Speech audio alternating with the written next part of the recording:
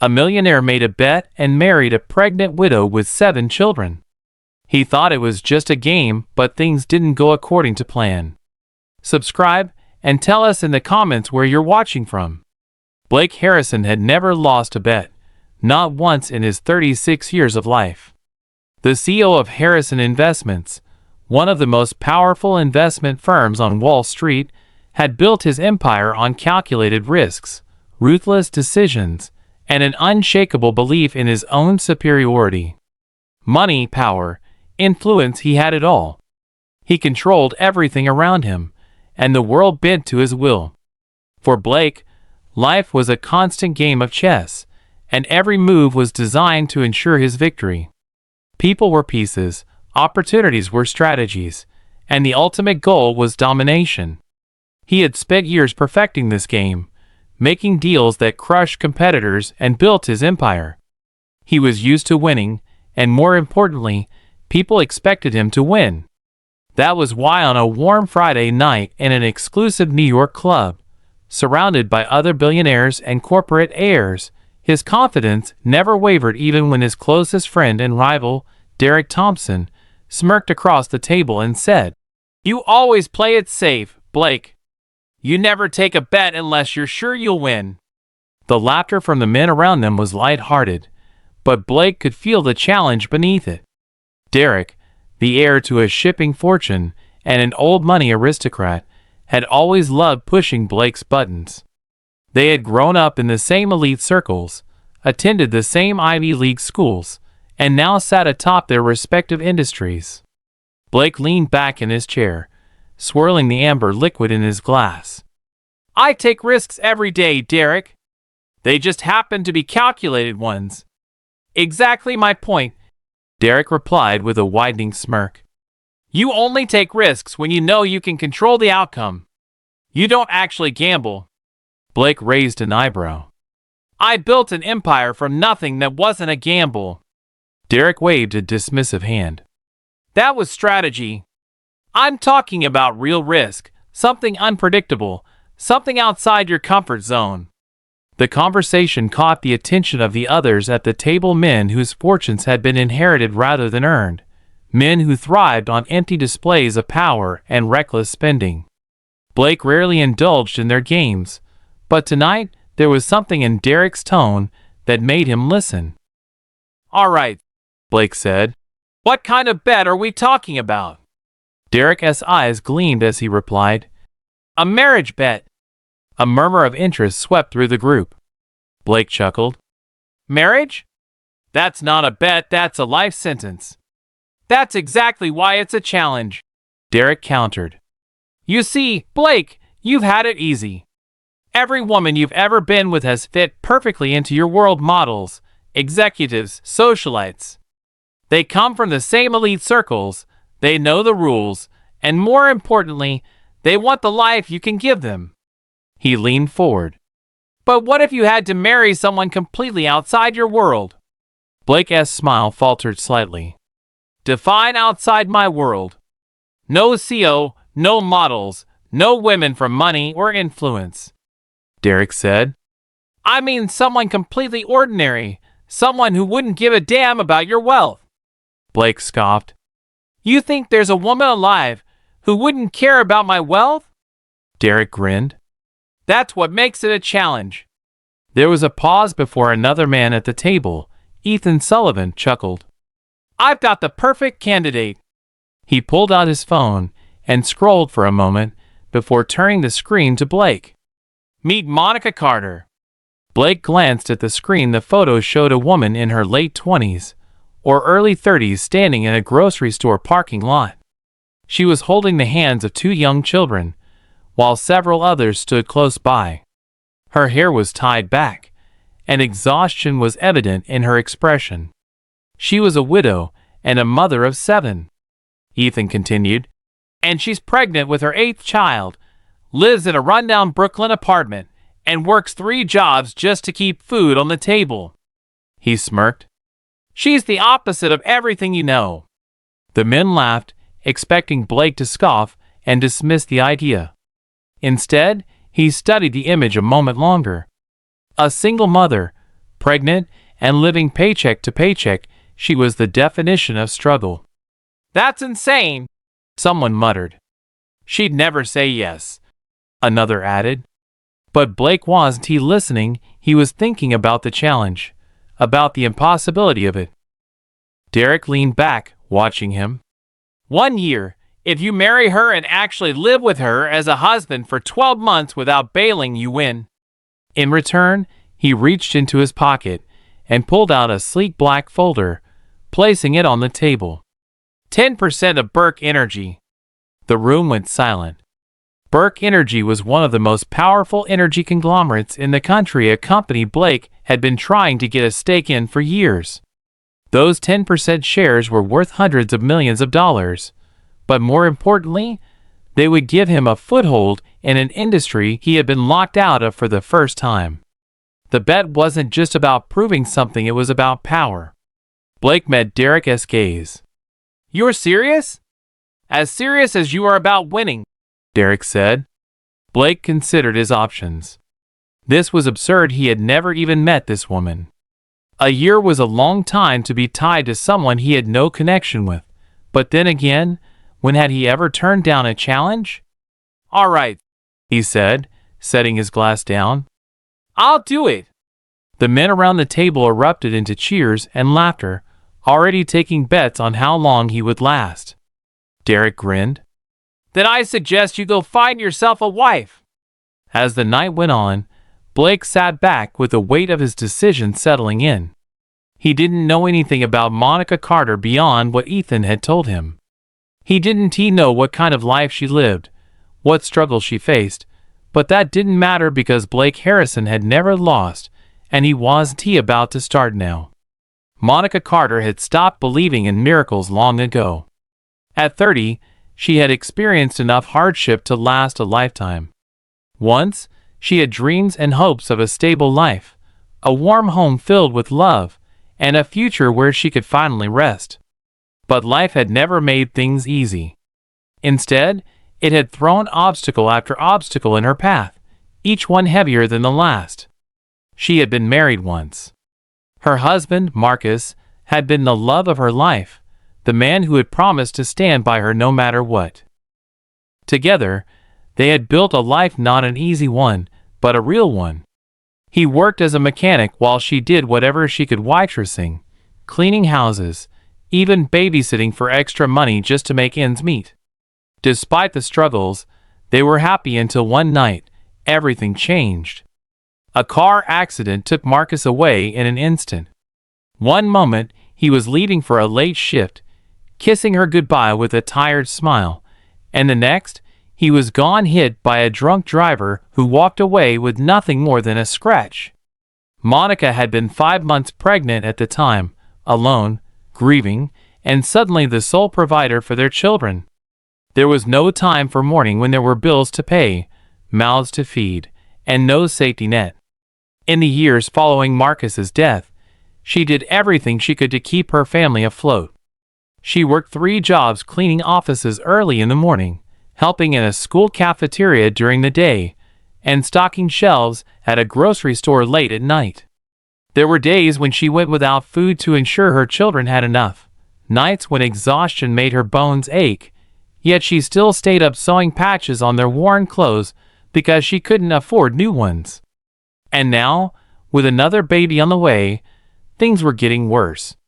The bills piled up faster than she could manage, and the landlord began making comments about late rent.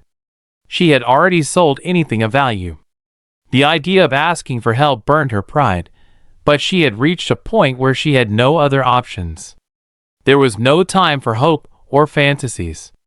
So when a stranger in a tailored suit showed up at the grocery store where she worked, looking so out of place that the other employees whispered about him, she barely spared him a glance.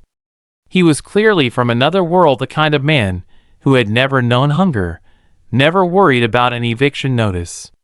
She had seen men like him before, strutting through life with the arrogance of those who had never struggled.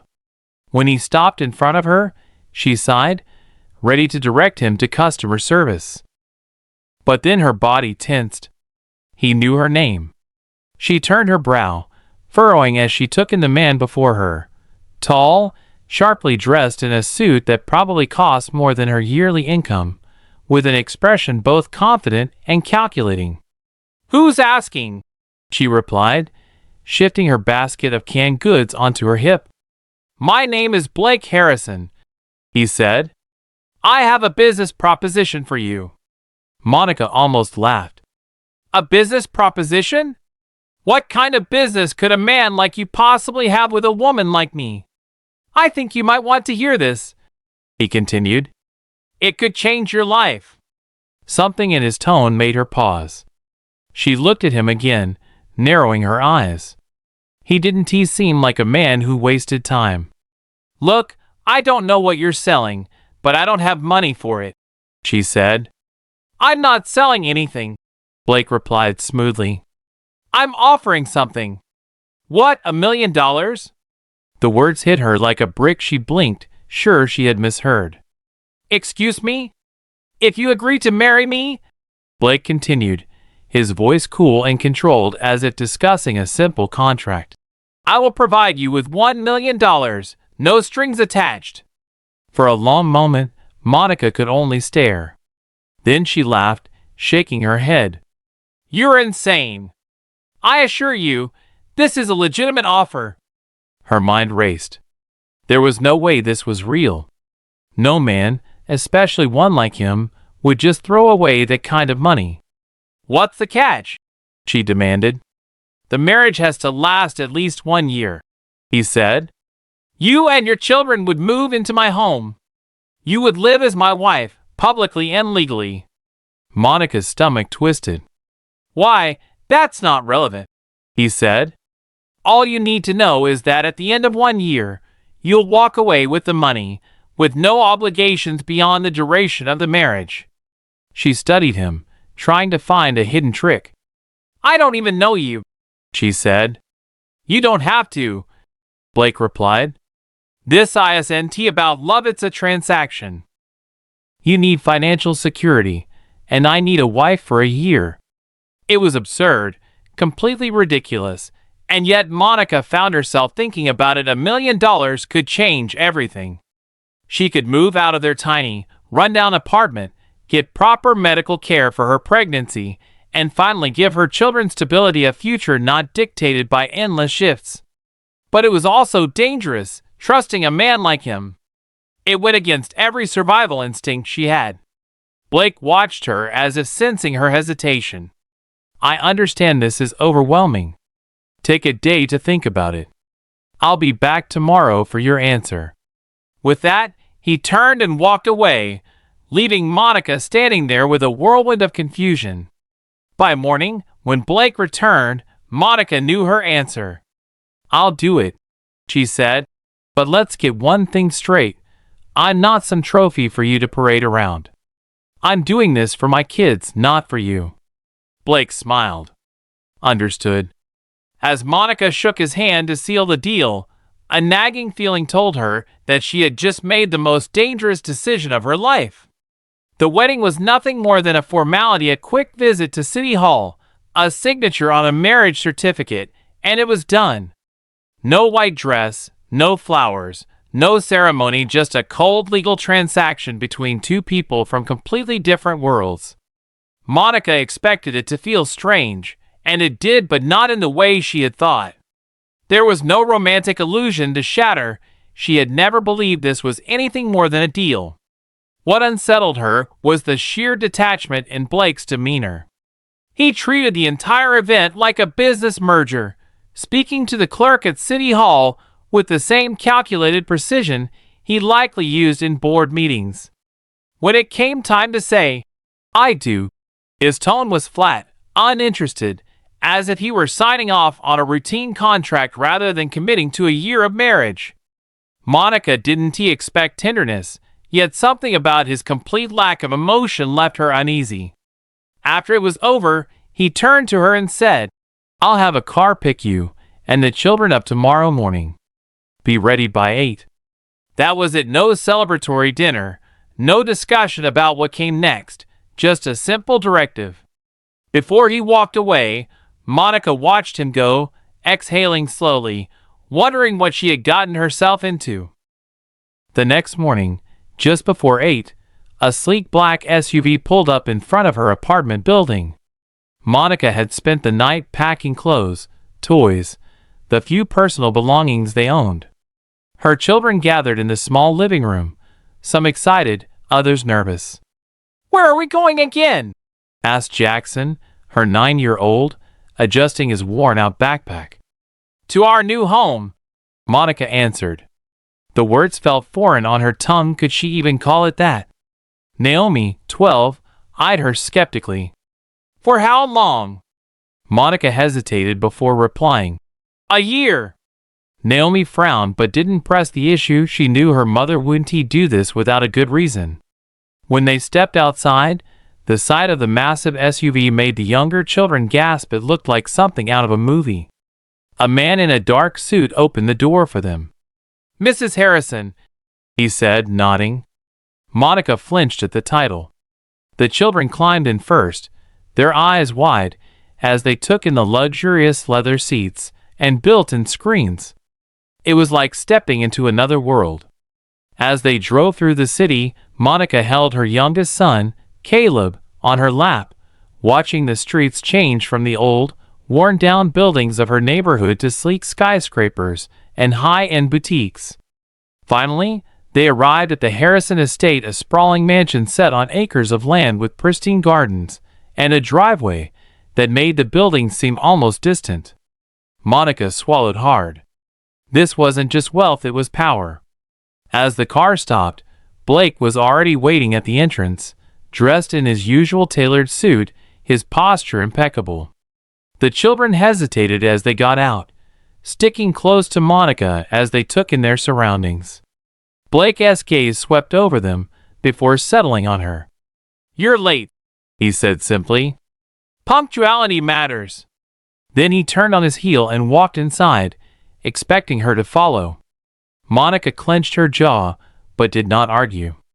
Inside, the children gasped again.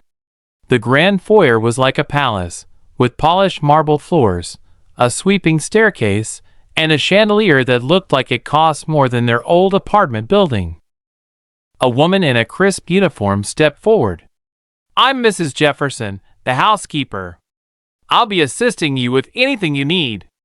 Monica was at a loss for words. She had never lived in a place where someone was hired just to help. Meanwhile, the children explored in awe, except for Tristan, her 14-year-old, who stood at the entrance with his arms crossed and an unreadable expression. "You okay?" Monica asked, stepping closer. Tristan's jaw tightened. "Are we supposed to pretend this is normal?" he muttered. "No, but this is where we live now for a year," she replied before he could add anything. Blake returned. "Your rooms are upstairs. Mrs. Jefferson will show you where everything is. Dinner is at 7. I expect everyone to be there." Then, just like that, he was gone. That night, as Monica settled into what was now her room, a space bigger than her entire old apartment, she couldn't shake the overwhelming sense of wrongness. The house was too big, too cold, too quiet. After years in cramped spaces, surrounded by the constant noise of her children, this massive house felt empty. At dinner, the tension was thick. The children were still in awe of their surroundings, yet there was a hesitancy in their excitement, as if they weren't sure how much of it was real. Blake sat at the head of the long dining table, barely speaking, eating with the same precise efficiency he used in everything else. At one point, little Caleb accidentally knocked over his glass of water. The sound echoed in the silent dining room. Monica immediately reached to clean it up, but before she could, Blake snapped his fingers, and a staff member rushed forward with a cloth, wiping up the spill as if nothing had happened. Monica tensed. She was used to doing everything herself. The idea of someone else handling it so quickly, so mechanically, unsettled her. Across the table, Tristan watched Blake carefully, his eyes narrowing. After dinner, when Monica finally had a moment alone with her eldest son, he wasted no time. "This isn't real," he said. Monica sighed. What do you mean? He gestured to the massive house around them. All of this, it's not ours, and he has not family. Monica ran a hand through her hair. I know. Tristan's eyes darkened. Then why are we here? He asked. He didn't have an easy answer, so instead he said, Because it's what we need right now. Tristan exhaled sharply. I don't trust him. Monica hesitated. Neither do I. For a long moment, they stood in silence. Then Tristan turned to her. Then why did you marry him? Monica met his gaze.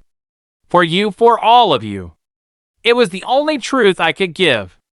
That night, as she lay awake in the unfamiliar bed listening to the quiet of the house, she realized she had married a man she barely knew and moved into a world that was hers. She had done it for her children, but deep down she couldn't shake the feeling that she had just stepped into something far more dangerous than she had ever imagined. Blake had built his life around control, his business, his investments, his time. Everything was structured, efficient, and predictable. Now, sitting in his own home surrounded by 8 children who were clearly not part of his controlled world, he realized how little power he had over this situation. The first few days after Monica and her children moved in were nothing short of chaos. Blake had never lived with children before, let alone 8 of them. He expected some disruption, but nothing could have prepared him for the reality. There was noise everywhere. At 6 in the morning, before his alarm even rang, the house was alive with energy.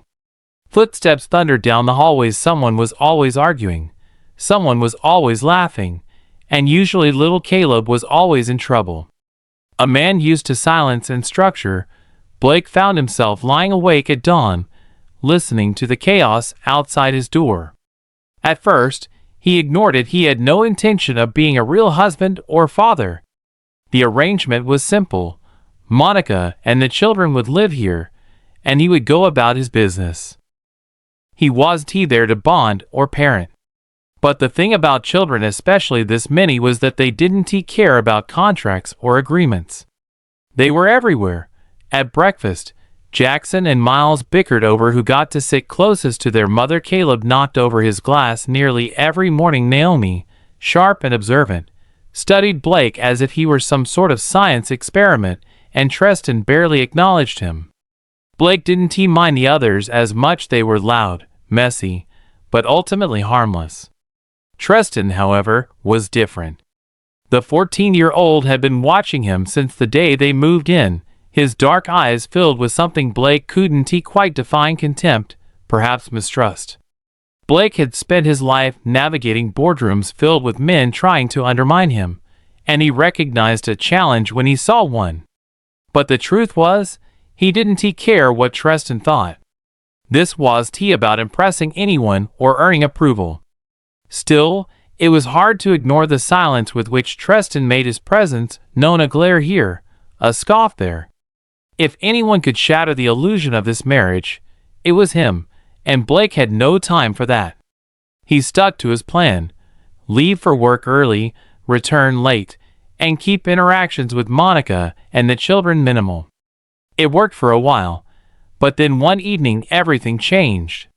Monica had spent the last 2 weeks trying to settle her children into this new life, keeping her expectations low because the arrangement was meant to last forever. Yet there were small things she hadn't anticipated, like how difficult it would be for the younger ones to adjust to the vast emptiness of the house compared to their cramped old apartment, where thin walls still brought them together. Here, the children were overwhelmed by empty space, clinging to each other more than usual. And then there was Tristan. Her eldest, always protective, now appeared angry. She understood that this was just a change. It was an upheaval of everything they knew. Tristan had lost the small sense of control he once had before. He was the man of the house, but now in this new world, he was just another kid in a stranger's home. She wished she could make him see that she had done this for them, not to hurt them, though she couldn't find the words. That night, as she tucked the younger ones into bed, she heard raised voices in the hallway. Blake and Tristan. She stepped out just in time to hear Tristan's sharp, angry voice. "You don't get to tell me what to do." Blake replied calmly yet with an edge. "This is my house." "Yeah, well, we didn't ask to be here," Tristan snapped. Monica hurried forward. "What is going on?" Tristan turned to her, his face flushed with frustration. "He's trying to tell me what I can and can't do." Monica looked at Blake. "What happened?" Blake crossed his arms. "I found him in the garage." Tristan scoffed. "I wasn't stealing anything." "I didn't say you were," Blake replied. "But it's dangerous, and you have no business being there." Monica sighed, turning to Tristan. "What were you doing in there?" He hesitated, offering little explanation. "I get it, you want space, but sneaking around isn't the way." Tristan's jaw tightened. "You shouldn't have married him." The words hit harder than she expected. Blake's expression remained unreadable, but his posture stiffened. Monica exhaled. "Go to bed, Tristan." He didn't argue, but as he walked away, the tension lingered. Finally, Blake looked at her. "This isn't working." Monica raised an eyebrow. "What part of it, the deal or the fact that you now have to live with people who actually exist?" His expression darkened. "I didn't sign up to be a babysitter." Monica shot back. "I didn't sign up to be your charity project, but here we are." They stared at each other for a long moment. Then Blake exhaled, running a hand over his jaw. "This was supposed to be simple." Monica almost laughed. "Maybe you should have married someone without 8 kids." He didn't reply. Instead, he turned and walked away, leaving Monica standing there more exhausted than she had been in years. The next morning, Blake did something he hadn't planned. He stayed home. It wasn't intentional. He had woken up as usual, dressed for work, but as he reached for his car keys, something made him pause. Maybe it was the conversation with Monica, or the way Tristan had looked at him like he was just another temporary problem in their lives. Instead of leaving, he found himself sitting in the living room, watching the chaos of the morning unfold. For the first time, he truly saw them. Naomi helping Jackson tie his shoes, Miles and Ezra fighting over the last pancake at breakfast, Caleb climbing onto Monica's lap and yawning against her shoulder. They weren't just kids, they were a family.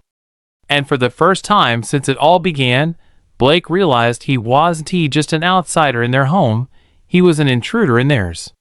Something in his chest tightened. He didn't like it, yet he couldn't look away. For the first time in his life, Blake Harrison didn't feel in control. He had always believed in structure and predictability, building his fortune by anticipating market trends and making calculated risks. But no financial model could have prepared him for living with 8 children or for watching his carefully curated world unravel. In the past few weeks, he had begun noticing things that once seemed irrelevant: how Caleb's laughter echoed through the halls, how Naomi scrunched her nose when deep in thought, how Tristan watched him with cautious skepticism whenever they shared a room. More than that, he began to see Monica not just as the woman he had married on paper, but as a person, a mother, who had sacrificed everything for her children, who had stepped into his world not by choice but by necessity. Now, as they sat across from each other at the dinner table, surrounded by children who had slowly forced their way into his life, Blake realized something unsettling. This no longer felt like a game. He had entered into this arrangement thinking it would be a simple, year-long contract, a financial transaction. But it was no longer just a bet, it was real, and that was dangerous. For once, he wasn't prepared for the possibility that he might actually care. Monica noticed the change in him. She wasn't sure when it began. Maybe it was the morning she caught him in the kitchen struggling to make coffee while Caleb clung to his leg, babbling about dinosaurs. Maybe it was the way he began asking about the kids' small things, like what subjects Naomi liked or which toy was Caleb's favorite. Perhaps it was the way he stopped treating her like a burden and started seeing her as a person. At first, she assumed it was merely a calculated move to make their arrangement seem authentic, but as the days passed, she questioned that assumption. She had spent so many years relying solely on herself, never expecting anyone to step in. But now someone was stepping in, someone who, for reasons she couldn't understand, was starting to feel real. And that terrified her, because she couldn't afford to believe in something that wasn't real, not again, not after learning that men like Blake Harrison rarely change. Then one Tuesday afternoon, Monica was out running errands when she overheard two women whispering in the next aisle. Normally she wouldn't have listened, but then she heard Blake's name. Curious, she moved closer. "Did you hear about Carter's latest stunt?" one woman said, laughing. "He married some poor single mother with a litter of kids. It's part of some ridiculous bet." Monica's heart stopped. "What bet?" the other asked. The first scoffed. "Some challenge between him and his rich friends. They dared him to marry the most unfit woman possible, someone completely outside his world. If he lasts a year, he gets a massive investment deal." Monica's blood ran cold. A bet, the words echoed in her mind, colliding with every fragile piece of trust she'd built. Without waiting for more, she grabbed her things, her hands trembling as she clutched her bags, wondering if she'd been foolish enough to believe that this marriage had become more than a transaction. By the time she reached the house, her entire body was shaking. She stormed inside, barely registering the children's calls, and found Blake in his office. He looked up, startled by how forcefully she had slammed the door behind her. "What the hell is wrong with you?" he asked, frowning. Monica threw her grocery bag onto his desk. "Tell me the truth." His eyes narrowed. "What are you talking about?" She took a shaky breath. "Is this a bet?" A flicker passed over his face, so quick she almost missed it, but she saw the guilt, the confirmation. Her stomach twisted. "Oh my God!" Blake exhaled, setting his pen down. "Monica, you don't get to talk your way out of this," she snapped. His jaw tightened. "It's not what you think." Her voice shook. "So you didn't make some disgusting wager with your rich friends about whether you could marry me?" Silence. Monica let out a bitter laugh. "I should have known. I did know. I just..." She stopped, shaking her head. "You made me believe." She swallowed hard. Blake's face remained unreadable. "Listen, I don't want to hear you. I want to get out of this house." She turned toward the door, but before she could leave, Blake stepped forward, blocking her path. "Move," she said. He hesitated for a moment, then stepped aside. Monica didn't look back as she walked out that night. Blake sat alone in his office, staring at the empty space where Monica had stood. He should have known this was coming. He had always known that if she discovered the truth, nothing could be fixed. But that didn't stop the ache in his chest. For the first time, he had lost something he truly cared about, and he had no one to blame but himself. The house was quiet in a way it never had been before. Blake had spent weeks adjusting to the chaos of Monica's children filling every room, the constant noise of footsteps, laughter echoing through the halls, even the occasional sibling argument. And now, without them, the silence was deafening. He had never thought he would miss it, but he did. He missed the way Caleb would climb onto the couch babbling about dinosaurs while Monica tried to wrangle him into his shoes. He missed Jackson and Miles fighting over the last pancake at breakfast. He missed Naomi's thoughtful questions, and he missed the hesitant moments when Tristan almost acknowledged him before shutting him out. And he missed Monica. That was the worst part. Monica had done many difficult things in her life, but leaving Blake Harrison's mansion was one of the hardest, not because she wanted to stay, but because for a brief, ridiculous moment, she had let herself believe that from the start this was just a deal, a means to an end. Yet somehow, it had started to feel real, and that was the most dangerous part. Blake had never changed. He had never been the man she had hoped he was. The moment she discovered the truth shattered every fragile piece of trust she'd built, and she couldn't afford to rebuild it. So, she packed up their things and left. Blake spent the first few days after her departure trying to focus on work, but nothing helped. For the first time in his career, he couldn't concentrate, his mind replaying their last conversation, that look in her eyes when she realized the truth. He had seen anger before and dealt with disappointment, but the hurt in her expression was something else entirely, and it gutted him. Blake felt truly ashamed, not because he had lost, but because for once winning no longer mattered. He had spent years believing that power and control were all that counted, that emotions were a weakness and attachments were liabilities. But Monica and her children had proven him wrong. They had shown him there was more to life than business deals and financial victories. And now they were gone because of him. For days, he debated whether to go after her. He knew she wouldn't want to see him, wouldn't believe a word he said, and had every right to feel that way. But that didn't mean he would give up. So he did the only thing he could think of. He began making things right, not with words, but with actions. The first thing Blake did was return to the place where it all began, Monica's old neighborhood, where she had struggled to survive before their marriage, where she had worked 3 jobs just to keep food on the table. For the first time, he saw it through her eyes. The cracked sidewalks, boarded-up buildings, families barely scraping by. He had never truly understood what it meant to struggle until now. He spoke with people who had known Monica before she became Mrs. Harrison, heard their stories and struggles, and then went further.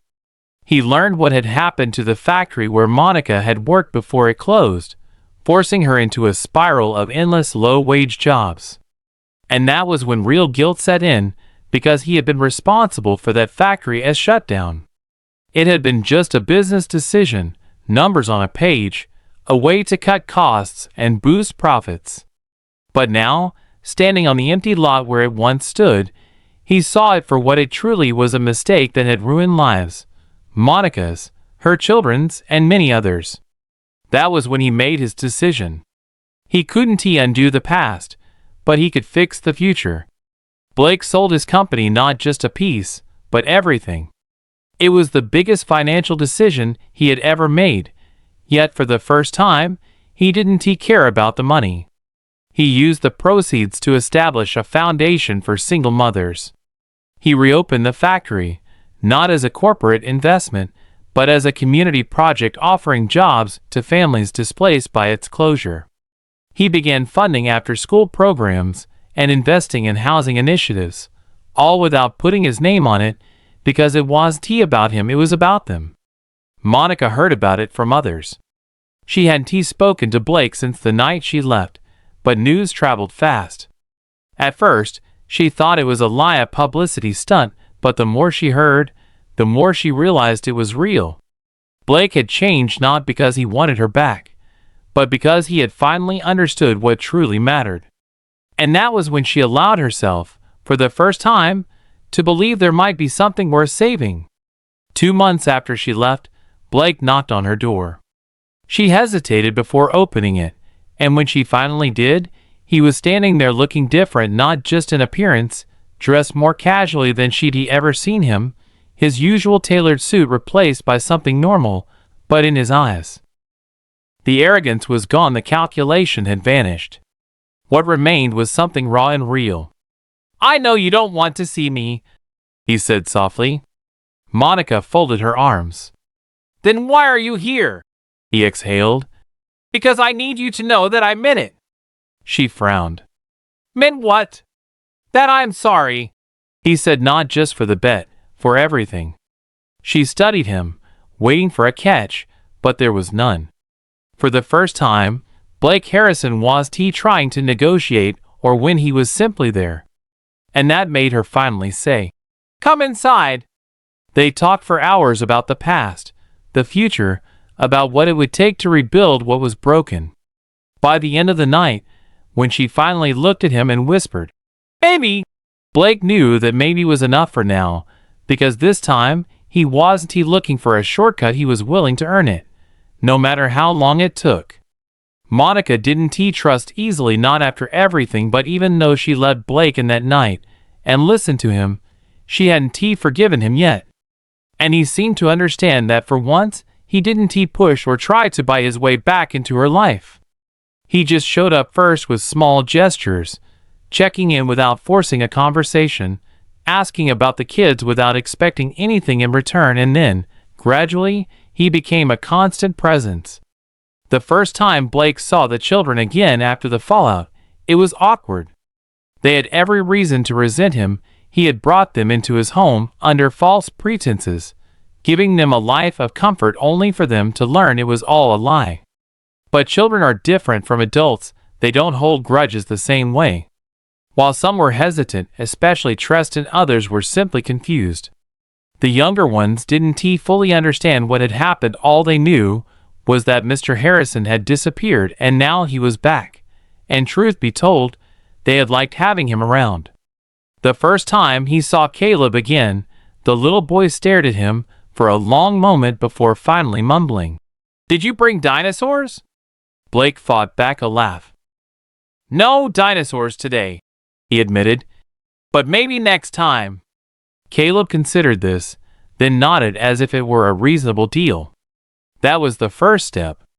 The older kids were harder. Naomi was skeptical, Jackson and Miles cautious, and Tristan angry.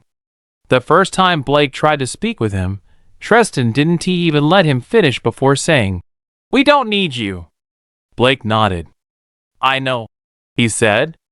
Tristan narrowed his eyes, expecting an argument, but Blake offered no retort. "That doesn't mean I don't want to be here," he added. Tristan scoffed. "Yeah, and how long before you decide this isn't worth it?" Blake paused. The old version of him would have walked away, but that man was gone. "As long as it takes," he finally said. Tristan didn't reply, but for the first time, he didn't walk away either. Monica watched all of this carefully.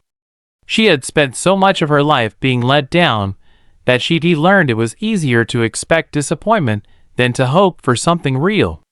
So she waited, hoping Blake wouldn't slip up and prove it was just another game. But he didn't. He showed up every day, not just for her, but for the kids. When Jackson and Miles needed help with math homework, he sat with them at the kitchen table, patiently going through every problem. When Naomi asked thoughtful questions about why he had done what he did, he answered honestly.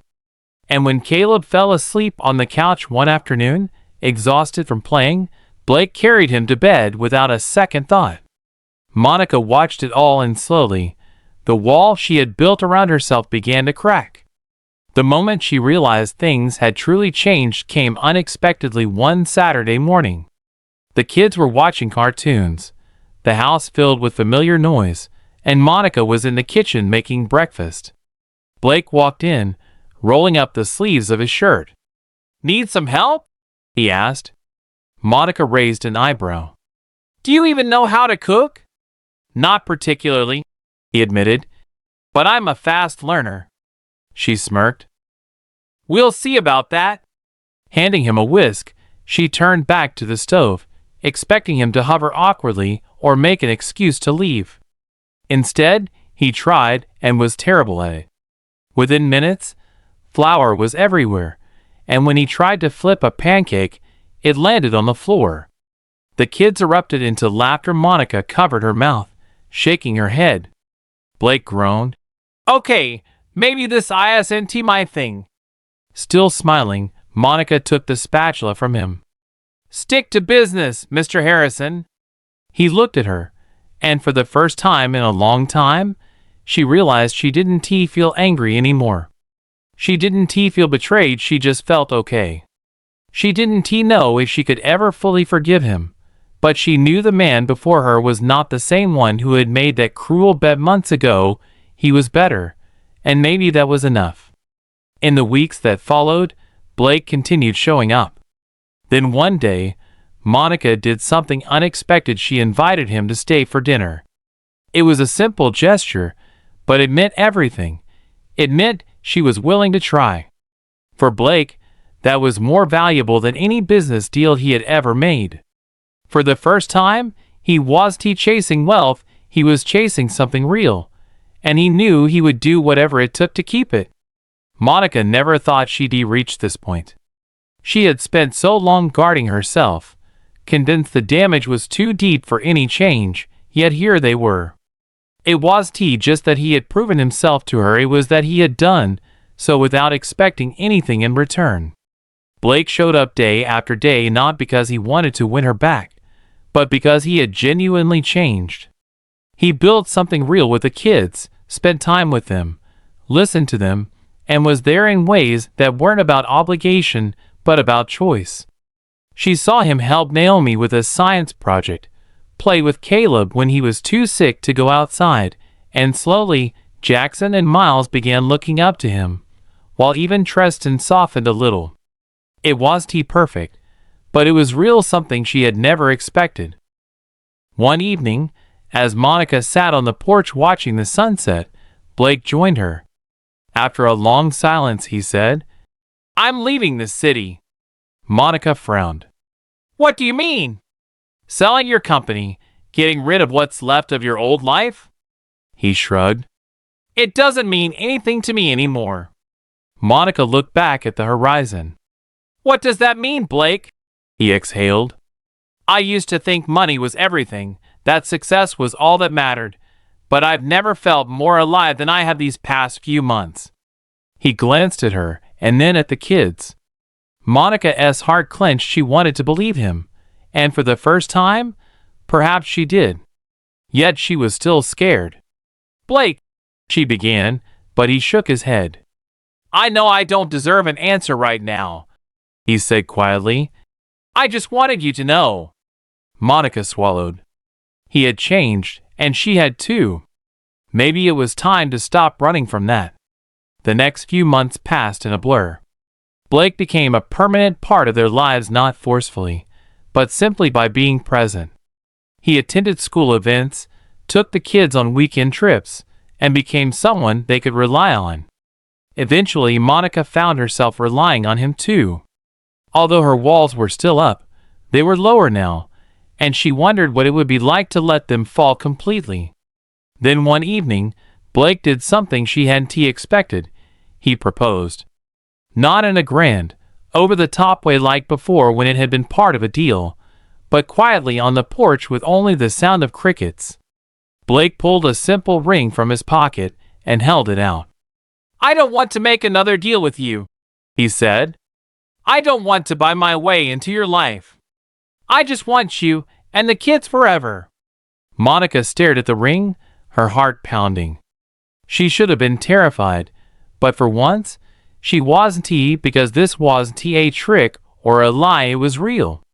And for the first time in a long time, she allowed herself to believe in something again. She looked up at him and slowly nodded. "Yes." Blake exhaled as if he had been holding his breath, carefully sliding the ring onto her finger. For the first time in ages, Monica felt at home. Their wedding was nothing like the first. It was now surrounded by family. The kids were there, all dressed up and laughing happily. There were no contracts, no deals, just love. And as Blake held her close that night, Monica finally admitted what she'd been fighting for so long. She loved him, and he loved her not because of a bet or an obligation, but because, against all odds, they had built something real. A year later, Monica sat in the hospital holding their newborn in her arms. Blake sat beside her, gazing at the tiny bundle with awe. The kids waited outside to meet their new sibling, and as Monica looked at Blake, she smiled. "We did it," she whispered. He kissed her forehead. "Yeah, we did." And as their baby let out a small cry, Blake reached down gently, running a hand over the tiny fingers. Monica watched him, and in that moment, she knew they weren't just a family by circumstance, they were a family because they had chosen each other. Nothing, not a bet, nor a past filled with mistakes could ever change that. If you enjoyed this story, make sure to subscribe so you don't miss more like it.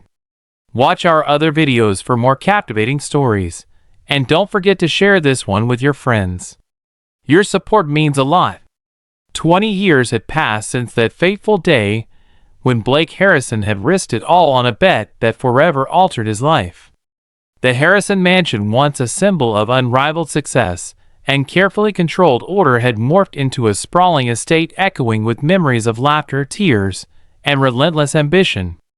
Over the decades, the union between Blake and Monica had grown into something far deeper than either of them ever anticipated, and their blended family had produced children whose talents and determination became the backbone of the Harrison legacy.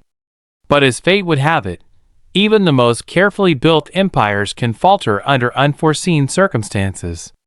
In recent years, Harrison Investments, Blake's flagship company that once dominated Wall Street, found itself teetering on the edge of bankruptcy. A series of miscalculations, disruptive market shifts, and mounting liabilities had conspired to erode decades of financial might. For a man who had built his fortune on the principles of calculated risk and strict control, this downfall was a bitter irony. It was not just the company at risk. Blake's family legacy, the pride of his children, and the dream of a future that had once seemed invincible, now hung in the balance. At the heart of this crisis were the Harrison offspring, each grown into a formidable force in their own right. Over the years, Monica and Blake's children had blossomed into talented individuals across a spectrum of fields. Their eldest, Tristan, once the silent guardian of the household, had become a visionary strategist and finance savant, known for his innovative ideas in corporate restructuring. Naomi, whose inquisitive nature and sharp intellect once questioned every decision, had grown into a renowned technology entrepreneur whose startups were reshaping industries. Jackson and Miles, the inseparable duo with an innate sense of creativity and leadership, had forged successful careers in global marketing and communications.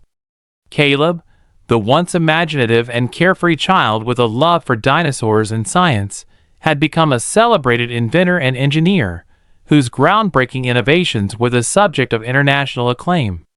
And finally, the baby of the family, now a confident, brilliant individual, had taken a path that defied expectations, emerging as a gifted polymath whose expertise spanned art, science, and social entrepreneurship. In a twist of fate, it was this youngest child who, more than anyone else, recognized the urgent need to help save the family legacy. Over the years, the child's innate talent and uncanny ability to connect disparate fields had become well known. With an empathetic heart and a brilliant mind, this prodigy, whose name now resonated across the industry, began to rally the entire family to confront the looming crisis head-on. One crisp autumn morning, as the golden sunlight streamed through the towering windows of the Harrison estate's study, Blake sat alone at his desk, staring blankly at financial reports that painted a grim picture. The once steady hum of the company's profits had dwindled into worrying losses, and the pressure from investors and board members was mounting. Blake's eyes, now lined with the wisdom and weariness of decades, betrayed the anxiety he tried so desperately to hide. He had always prided himself on his control over every variable, but this time, the unpredictable forces of the market had taken him by surprise. The silence was broken by the gentle knock of the door. Tristan entered, his presence calm yet determined. "Dad," he said quietly, "we need to talk." Blake looked up, meeting his eldest son's steady gaze. In that moment, Tristan's expression, one that had evolved from quiet defiance to confident assurance over the years, spoke volumes. "We're a family, and we built everything together," Tristan continued. "I know things are rough right now, but I have an idea, a plan that involves all of us. It's time we work as a team." Blake's mind raced with memories of the past, the reckless bets, the calculated risks, the moment when he had nearly lost everything. He wondered if he was prepared to relinquish some of the control he so fiercely guarded. "I'm listening," he said at last. Over the coming weeks, the family gathered in the grand living room, where the echoes of past laughter mingled with the quiet determination that now defined their interactions. Each child brought forth their unique insights and talents.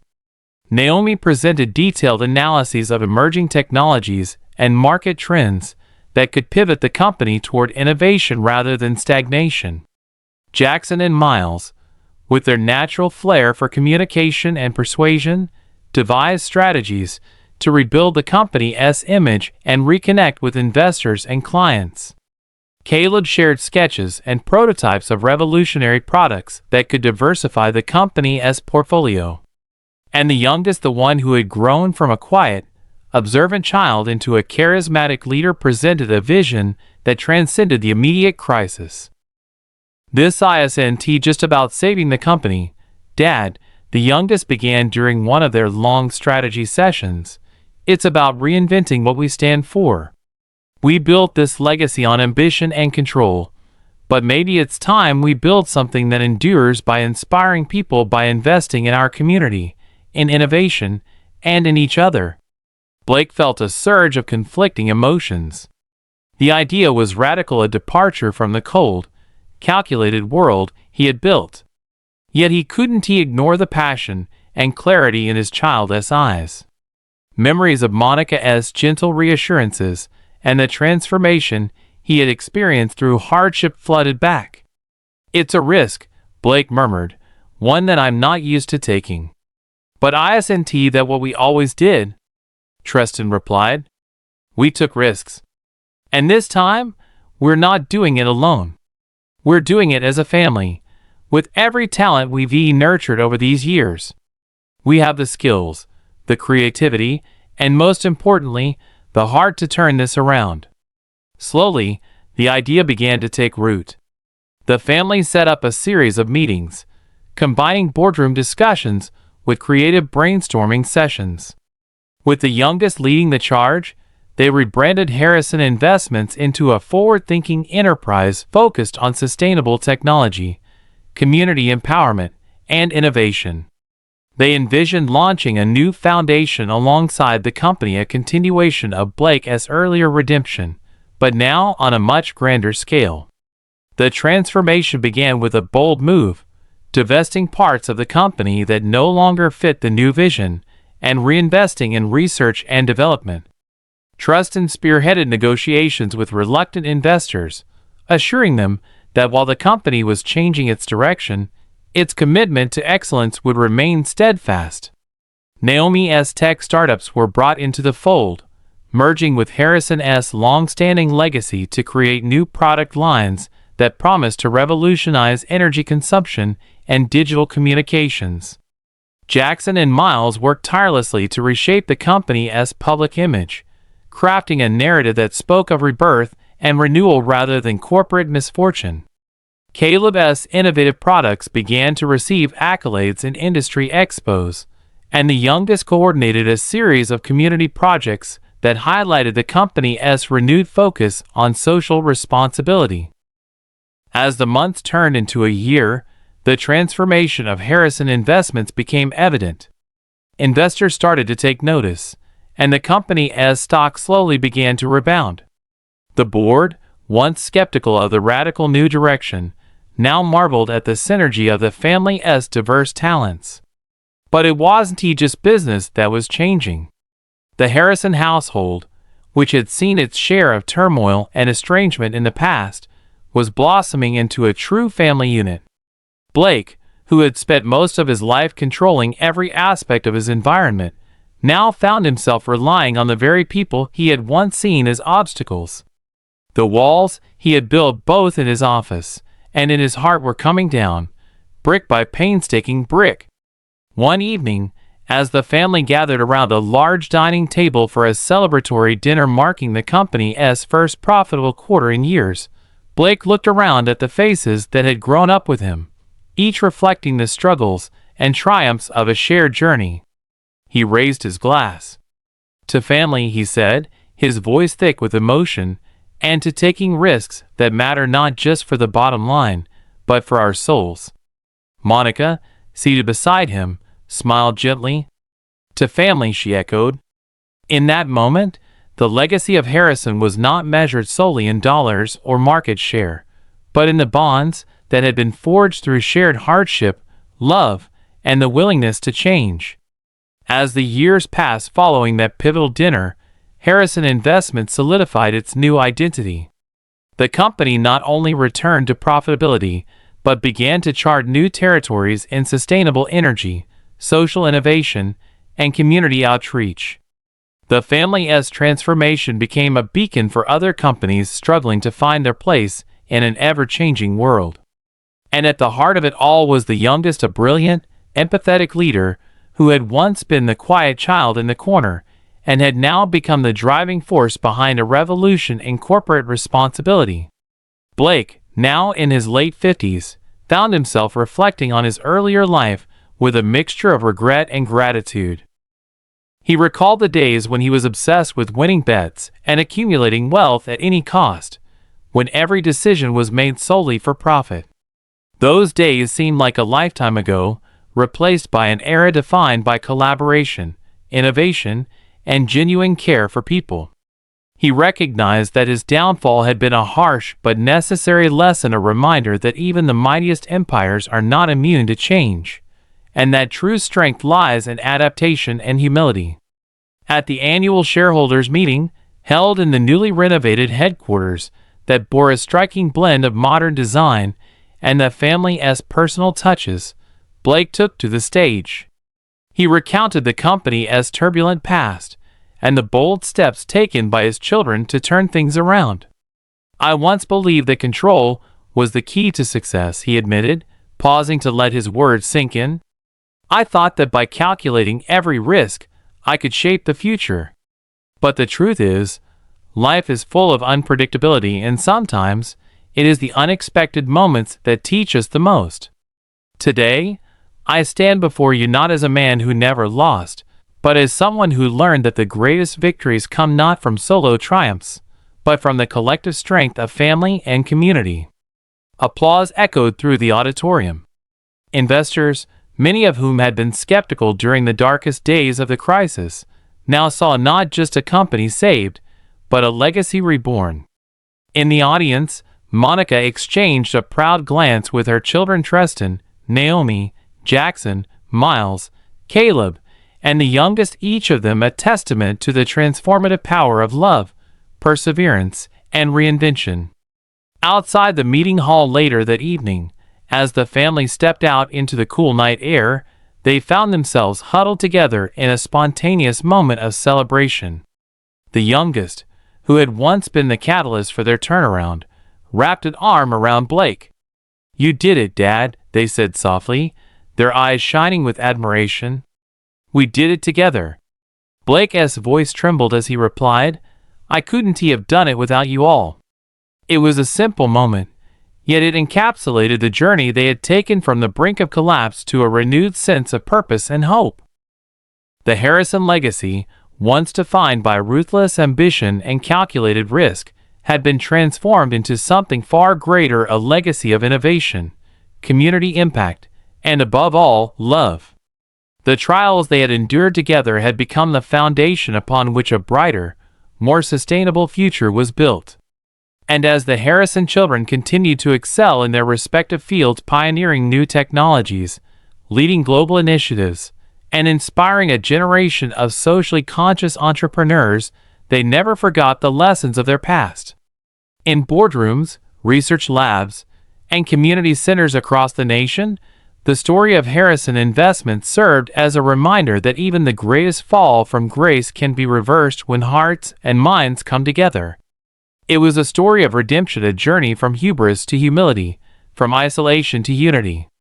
And at the center of it all was a man who had once believed that winning meant never losing, who had learned that true success was not measured by wealth alone, but by the strength of the bonds we forge and the lives we touch. As Blake walked through the bustling corridors of the new headquarters one day, he paused to admire the vibrant mural painted on the wall, a depiction of the Harrison family, each member engaged in their passion, united in a single frame. It was a work of art commissioned by the youngest, a visual narrative of their collective journey from despair to hope. In that moment, Blake realized that while the company had weathered its storm, it was the family that had truly been reborn. In the quiet moments of reflection that followed, Blake often thought back to the bet that had set everything in motion. The wager had seemed like a cruel joke at the time, a game with high stakes and even higher risks. Yet, without that twist of fate, he might never have come to understand the value of genuine connection and the importance of evolving beyond rigid control. His children, each a beacon of talent and determination, had not only rescued the company from the edge of ruin, but had also helped him rediscover the meaning of life.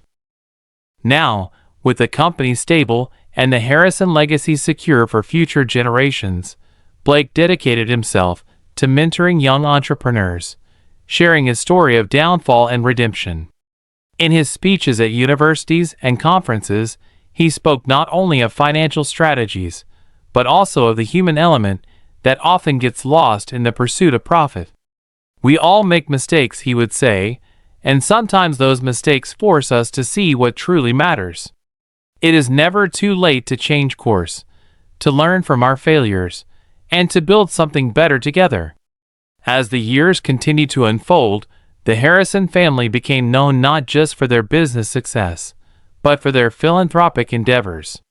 The foundation that had once been a desperate attempt to fix a broken past evolved into a major force for good. It funded innovative research in renewable energy, provided scholarships for underprivileged students, and launched community centers in neighborhoods that had once been forgotten. Each project was a testament to the belief that even in the darkest of times, hope could be rekindled through collective effort.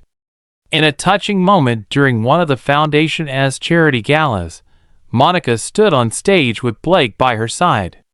Looking out over an audience of grateful beneficiaries and inspired young leaders, she recounted their tumultuous journey. "Our story," she said softly, "reminds us that life is full of twists and turns. But when we choose to come together, to support one another, and to embrace change, we can transform even the most painful setbacks into opportunities for renewal." The audience rose in a standing ovation, moved by the sincerity and resilience of the family who had overcome so much. For Blake, the journey had been a long and arduous one. The man who once believed in controlling every outcome now understood that true power lay in the ability to adapt, to trust, and to love without reservation. And as he walked hand in hand with Monica along the estate's south manicured gardens one serene evening, he couldn't help but smile at the future that awaited them, a future defined not by the relentless pursuit of wealth, but by the enduring bonds of family, the spirit of innovation, and the shared dream of making the world a better place. In that moment, as twilight settled over the estate and the first stars began to twinkle in the sky, Blake reflected on how far they had come. The crisis that had once threatened to tear everything apart had instead sparked a transformation that reached far beyond the confines of boardrooms and balance sheets. It had reawakened a sense of purpose in each member of the Harrison family, uniting them in a common goal: to leave behind a legacy of hope, resilience, and meaningful impact. And so, the Harrison legacy continued stronger, wiser, and more compassionate than ever before. A legacy born from the ashes of old mistakes, nurtured by the love and talent of a family determined to rebuild not only a company, but also the very idea of what it meant to succeed. As the Harrison children went forth into the world, each carving their own path, they carried with them the invaluable lesson that while fortune may ebb and flow, the strength of family and the power of change endure. In the end, the crisis had become a catalyst for reinvention. Harrison Investments was no longer just a financial institution, it was a living testament to the transformative power of unity, vision, and unwavering commitment to making a difference. And in the hearts of those who believed in the Harrison name, the story of redemption, rebirth, and relentless hope would be passed down for generations to come. If you enjoyed this story, make sure to subscribe so you don't miss more like it. Watch our other videos for more captivating stories, and don't forget to share this one with your friends. Your support means a lot.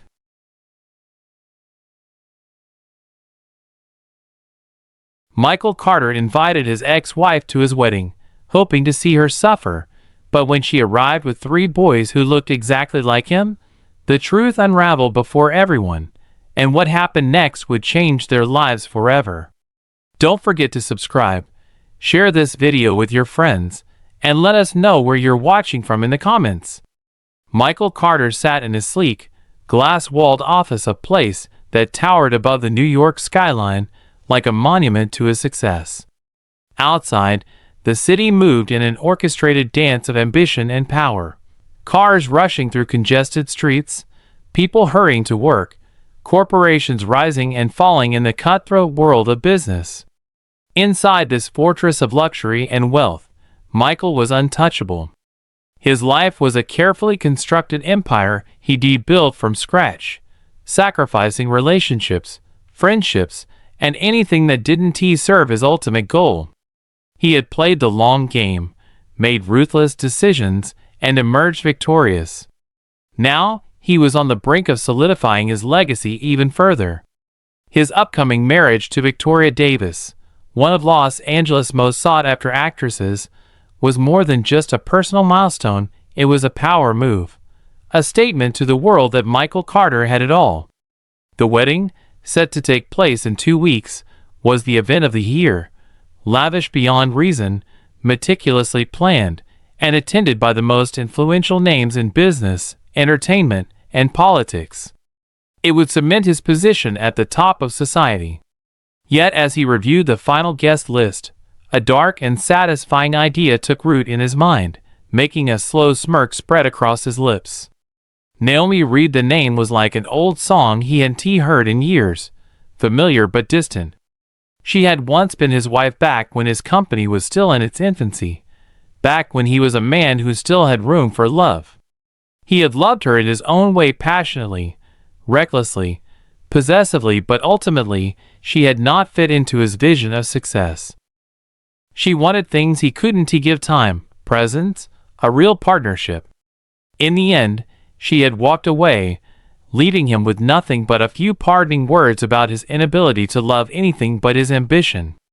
Michael had barely given her a second thought after that. He had moved on, built an empire, conquered the business world, and surrounded himself with people who obeyed the rules or were forgotten.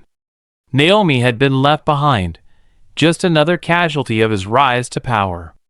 But now, as he sat in his office, the thought of her seeing what he had become and what she had lost was too delicious to ignore. He picked up his phone and called his personal assistant. "Andrea, send an invitation to Naomi Reed," he said smoothly. "Make sure it reaches her personally." Andrea hesitated only a fraction of a second. "Naomi Reed?" she repeated, as if confirming she had heard correctly. "Yes," Michael said, his voice calm but with an undercurrent of something else, something cold. "Let us see if she is curious enough to show up." He ended the call and leaned back in his chair, fingers steepled together.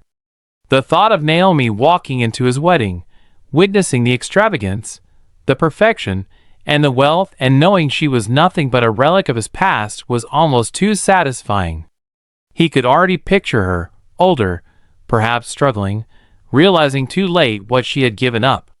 She would be nothing compared to Victoria, flawless, radiant, the perfect image of success by his side. It would be a lesson in power and consequence. Naomi Reed stood in her small, sunlit studio, the scent of fresh paint and turpentine filling the air. She was putting the final strokes on a vibrant, expressive canvas that captured raw emotion. Her art was her sanctuary, the one place where she poured all the feelings she never had time to process. Her life was far from the opulence she had once known, yet it was full. She had 3 beautiful sons, Caleb, Jaden, and Eli, who were her entire world. Raising them alone had not been easy, but she had never regretted her decision to leave Michael. She had made peace with her past, or so she thought, until the thick, cream-colored envelope arrived. Almost not opening it, curiosity, or perhaps something deeper, got the better of her. As her eyes moved over the elegantly scripted words, her stomach twisted. Michael Carter and Victoria Davis cordially invite you to celebrate their union. Naomi read the words over and over, setting the invitation down on her work table. A part of her wanted to throw it away and forget it ever existed, but another part, one she had long ignored, felt something stir. It wasn't regret.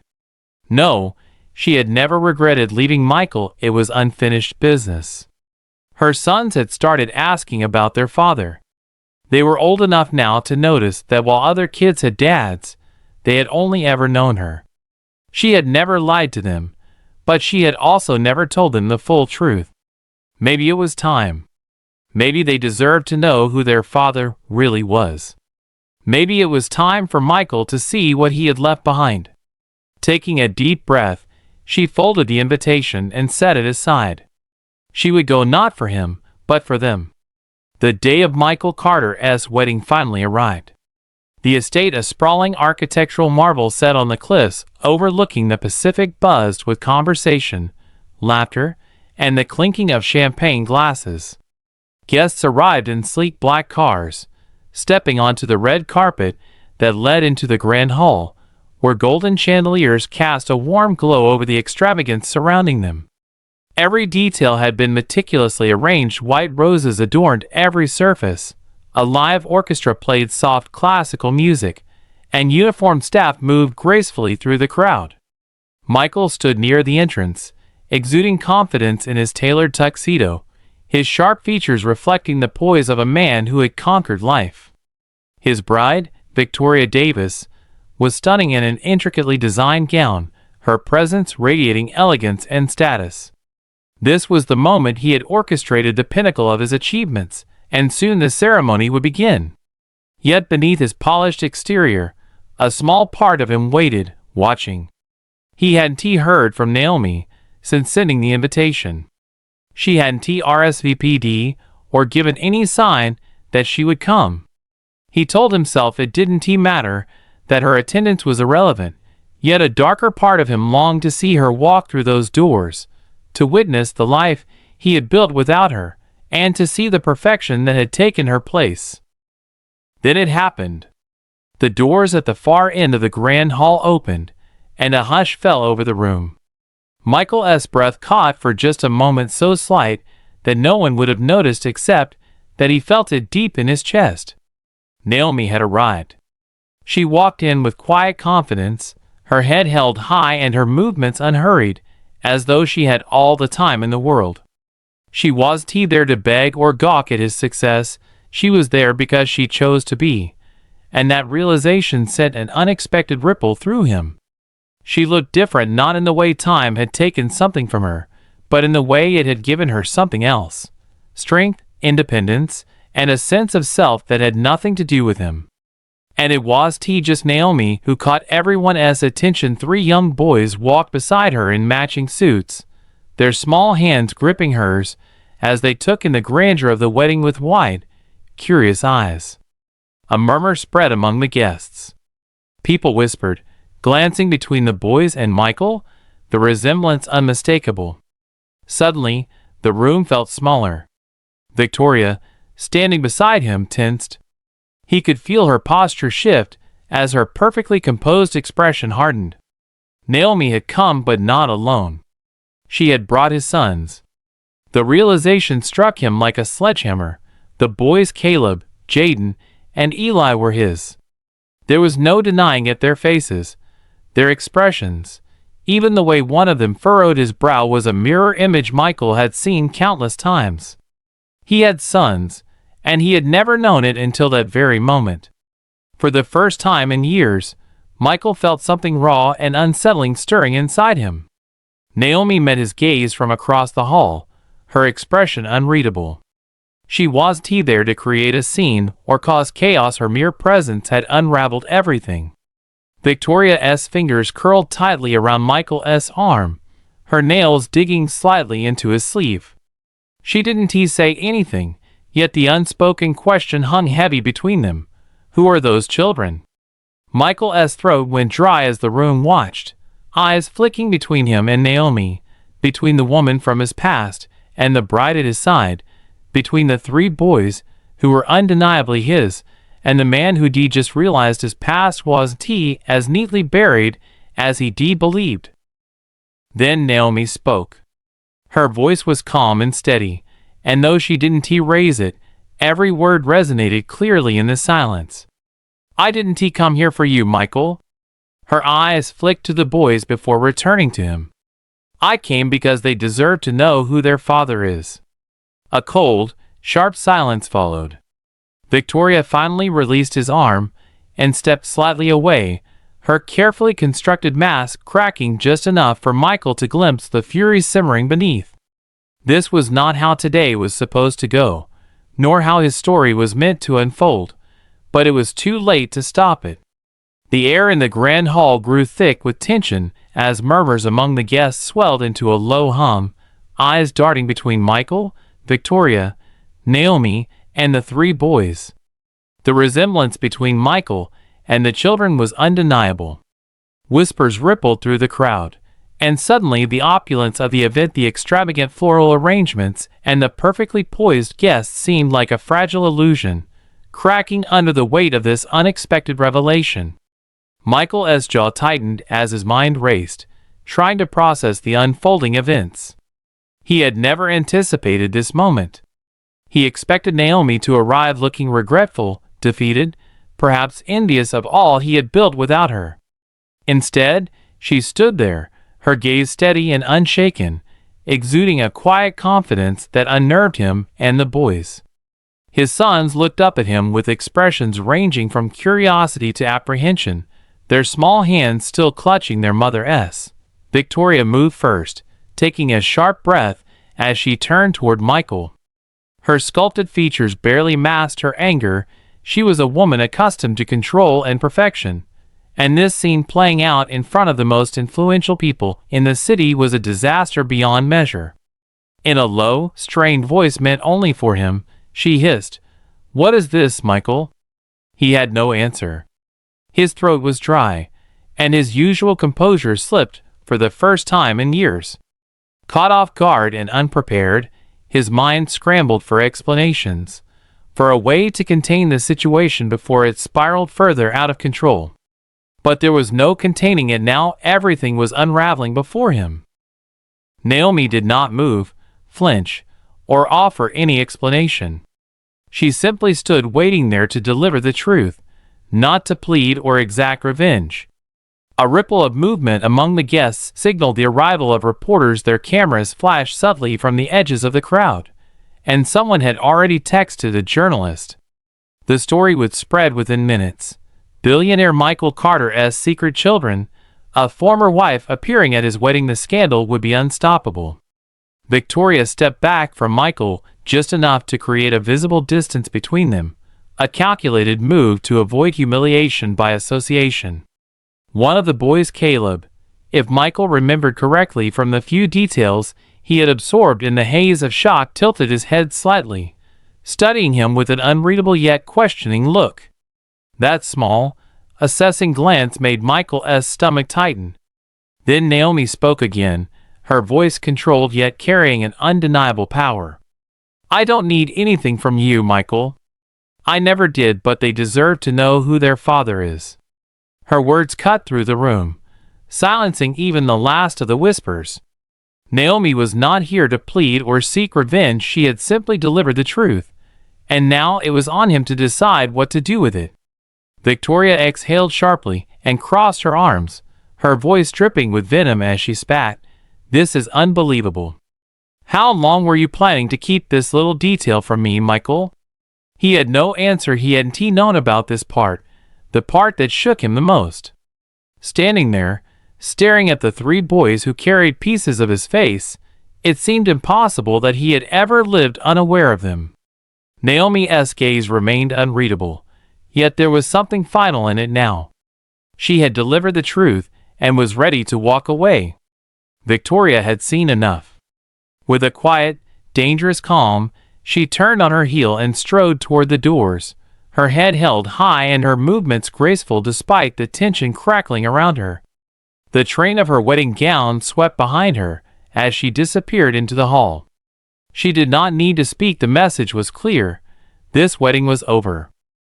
Michael stood frozen in the aftermath, the weight of the moment pressing down on him like a vice. The murmurs among the guests grew louder, a mix of fascination, disbelief, and quiet amusement from those who thrived on the downfall of the powerful. Naomi lingered for a moment longer before turning to her sons and giving them a reassuring nod. "Let us go," she said simply. She had no interest in lingering amid the spectacle. She had given them the opportunity to see the man who had been absent from their lives, but if Michael was unwilling to step forward, she would not force it. As she led the boys away, Michael felt something inside crack. He had spent years convincing himself that he had no regrets, that every sacrifice he made was necessary to achieve the life he now had. But watching Naomi and his sons leave the grand hall, and everything he had built, a terrible realization settled over him. For the first time in his life, Michael Carter was losing something he could never replace. The room had not yet settled from the storm that had just passed. Whispers and curious eyes still followed him. And yet, Michael felt as if he were standing alone in what was meant to be his perfect wedding. Despite the lavish decor and the carefully curated atmosphere of wealth and status, the event had transformed into something entirely different. He could still see Naomi leading the boys away, their small hands entwined, their backs turned to him, and that image pressed against his chest like nothing else ever had before. Victoria was gone, her heels clicking against the marble as she left without looking back, the crowd parting for her, as if no one dared to stop the woman whose world had just been shattered before hundreds of witnesses. And yet, Michael knew that despite everything, it wasn't Victoria he was thinking about. It was the moment Naomi had spoken, the moment she had declared with such certainty that she was there only for their children. In that instant, everything he had believed about his past shattered into something unrecognizable. He had assumed she had walked away and moved on, assumed that she had resented him and faded into insignificance. Never had it occurred to him that she had been carrying something far more important than bitterness: his legacy, his bloodline, his sons. Michael wanted to move, to stop her from leaving, but his feet felt rooted, his mind struggling to process what had just unfolded. The world around him offered no time to think. The murmurs grew more insistent as people realized that the bride was gone, and the groom had been left in the midst of a scandal that no amount of money or reputation could erase. A few guests approached with carefully neutral expressions, but eyes full of interest. A man from a rival tech firm smiled pleasantly and said, "Well, Michael, congratulations are in order, a father to 3, quite the surprise." Michael did not respond, his clenched fingers spoke for him. The businessman was not congratulating him, he was watching, enjoying the unraveling of a man who had once been untouchable. Further away, a group of investors whispered among themselves, tossing around words like reckless and irresponsible. Michael knew that in their world, perception was everything, and his had just been rewritten. Andrea, his assistant, approached cautiously, her usual poised demeanor faltering as she stood beside him. "Do you need me to do something?" she asked softly. There was nothing to be done, the damage had already been done. Reporters who had been covering the wedding now had their own breaking news, their camera lenses shifting from the grand floral arrangements and star-studded guest list to the scene at its center. Michael turned away from the lingering gazes and walked toward the exit.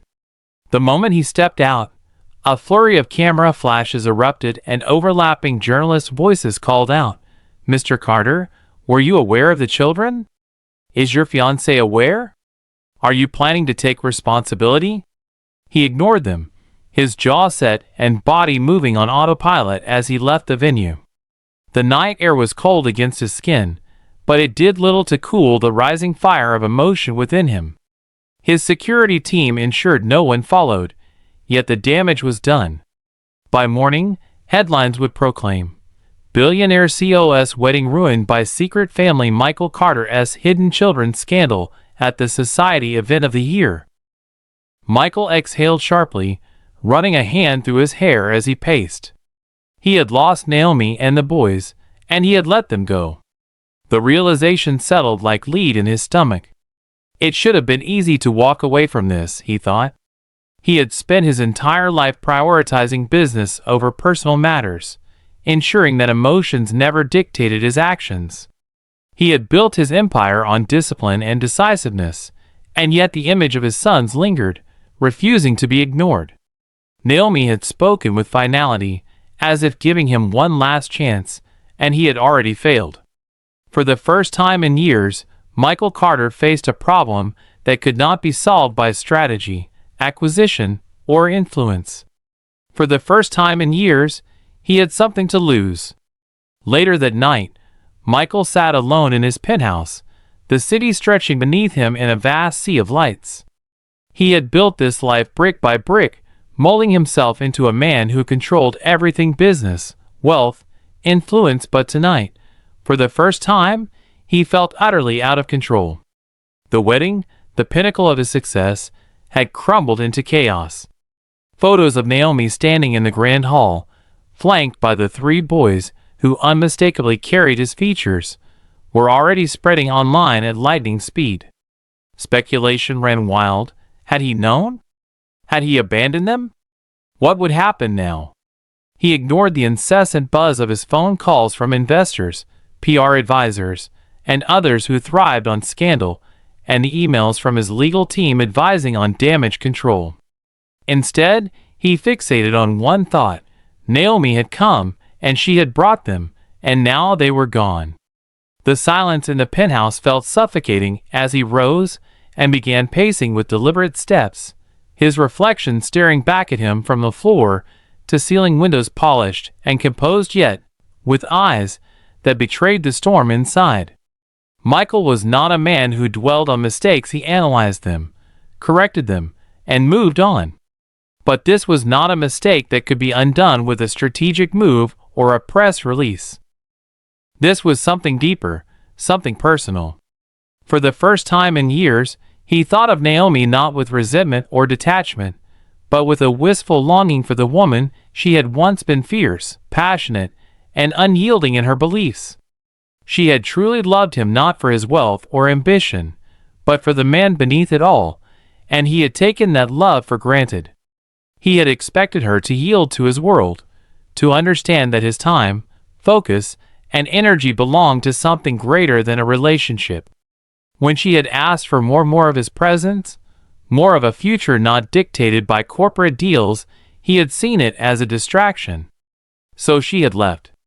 He had convinced himself it was for the best, that she had never understood the sacrifices required for success.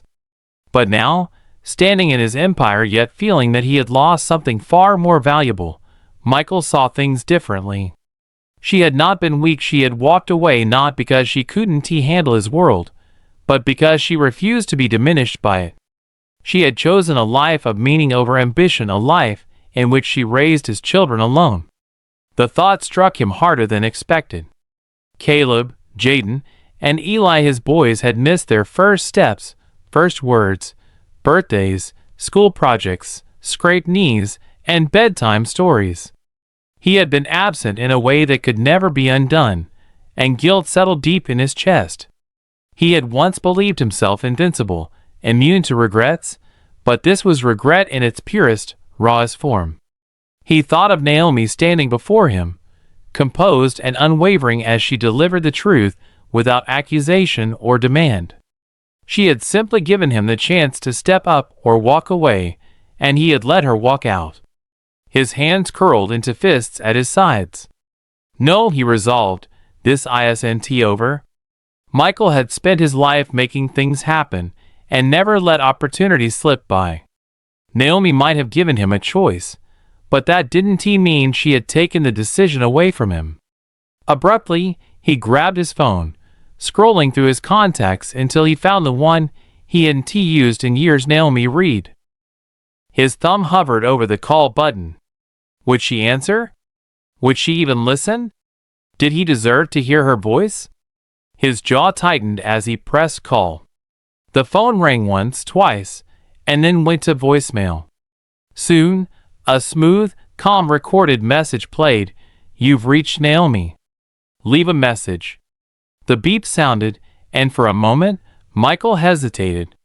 He wasn't a man who left messages or waited for responses, but tonight he was not the man he once was. Finally, he exhaled and said, "Naomi, I need to see them." A pause, his voice steady yet edged with vulnerability. "Tell me where." He ended the call and set the phone down. One way or another, he was going to fix this, or at least he was going to try. Michael sat in his car outside a neighborhood park, gripping the steering wheel as he watched a scene unfolding before him. The morning sun cast a warm glow over the playground where children laughed and ran on the grass. The creaking of swings mixed with the occasional bark of a dog, and the world carried on as if nothing had changed. But for him, everything had changed. Naomi sat on a bench, her posture relaxed yet her gaze ever watchful.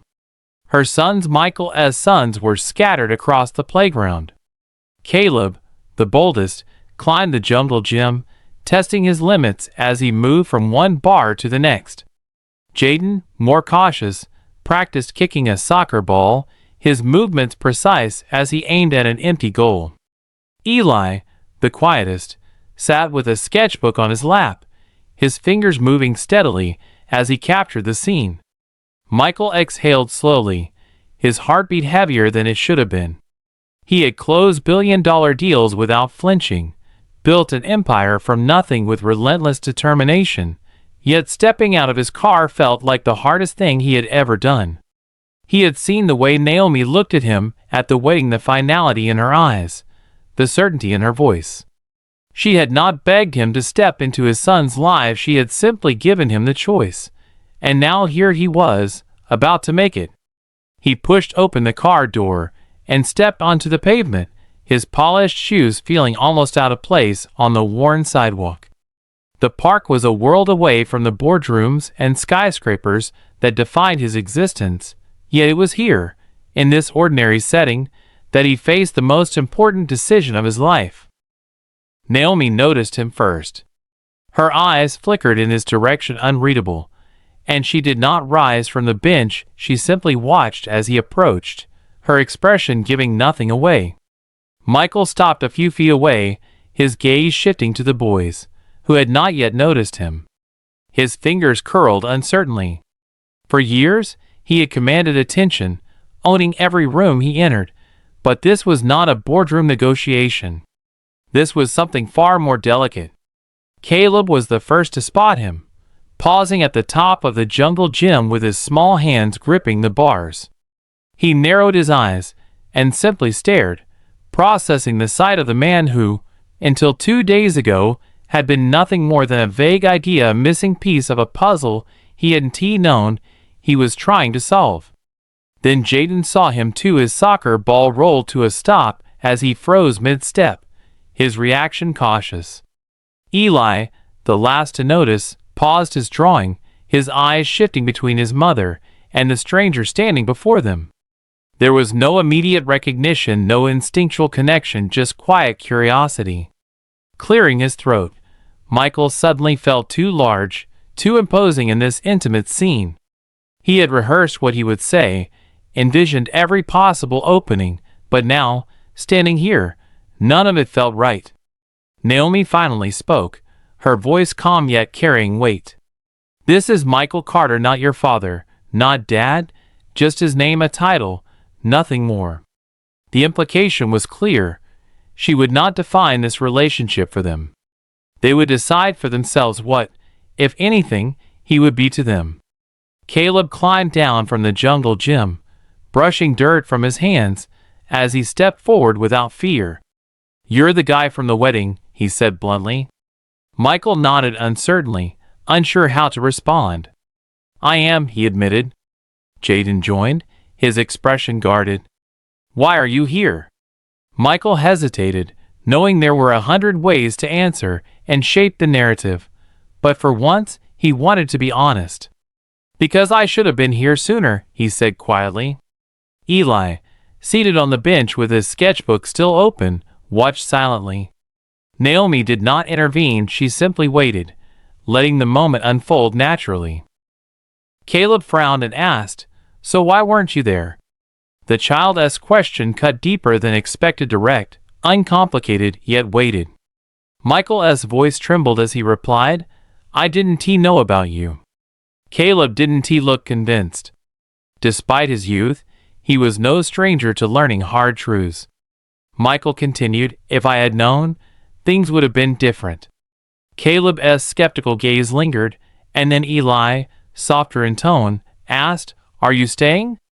The question, more profound than the others, was not just about that moment or visit, it was about permanence, about whether he would be another passing figure in their lives. Michael met their eyes, seeing his own reflection in them, and finally said, "I want to." The words were not a promise, not yet, but a beginning. Naomi exhaled quietly, her expression softening just a fraction, as if she had expected nothing less. The boys exchanged glances, Caleb skeptical, Jaden thoughtful, and Eli unreadable, but none of them walked away. And for now, that was enough. In the weeks that followed, Michael's life took a turn he had never predicted. His once unshakable empire now revolved around three small boys who did not yet trust him, a woman who no longer looked at him with admiration, and a reality slipping further from his control every day. For the first time in years, he was uncertain. His world had always been built on calculated moves, yet here he was stepping into the unknown without a clear strategy.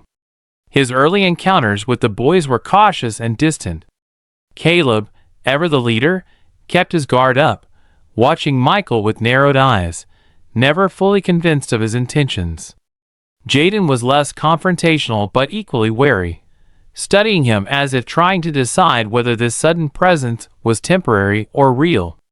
And Eli, the quiet observer, spoke only when necessary, his gaze carrying a depth that unsettled Michael. They were testing him each in their own way without giving trust easily. It was clear they had learned to live without him.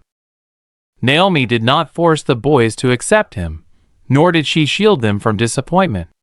She simply watched from a distance, letting Michael figure things out on his own. She voiced no expectations, but in her silent reserve, he understood. If he was to be part of their lives, it had to be on their terms, no shortcuts, no grand gestures, just time, patience, and the slow, difficult process of proving himself. The first breakthrough came one late afternoon when Michael, invited but not yet welcomed at Naomi's modest home, arrived to find the boys playing in the yard.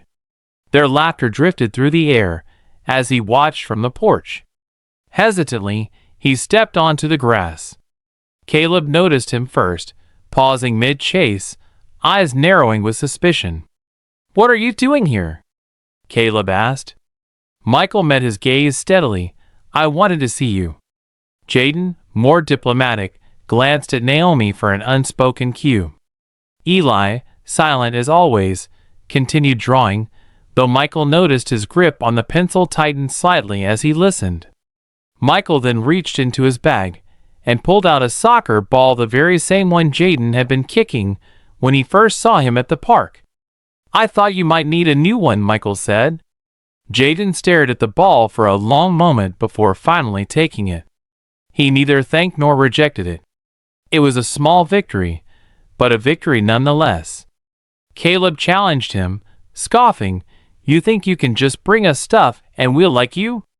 Michael did not flinch. He met Caleb's challenge head-on, recognizing the stubborn fire that had once fueled his own rise.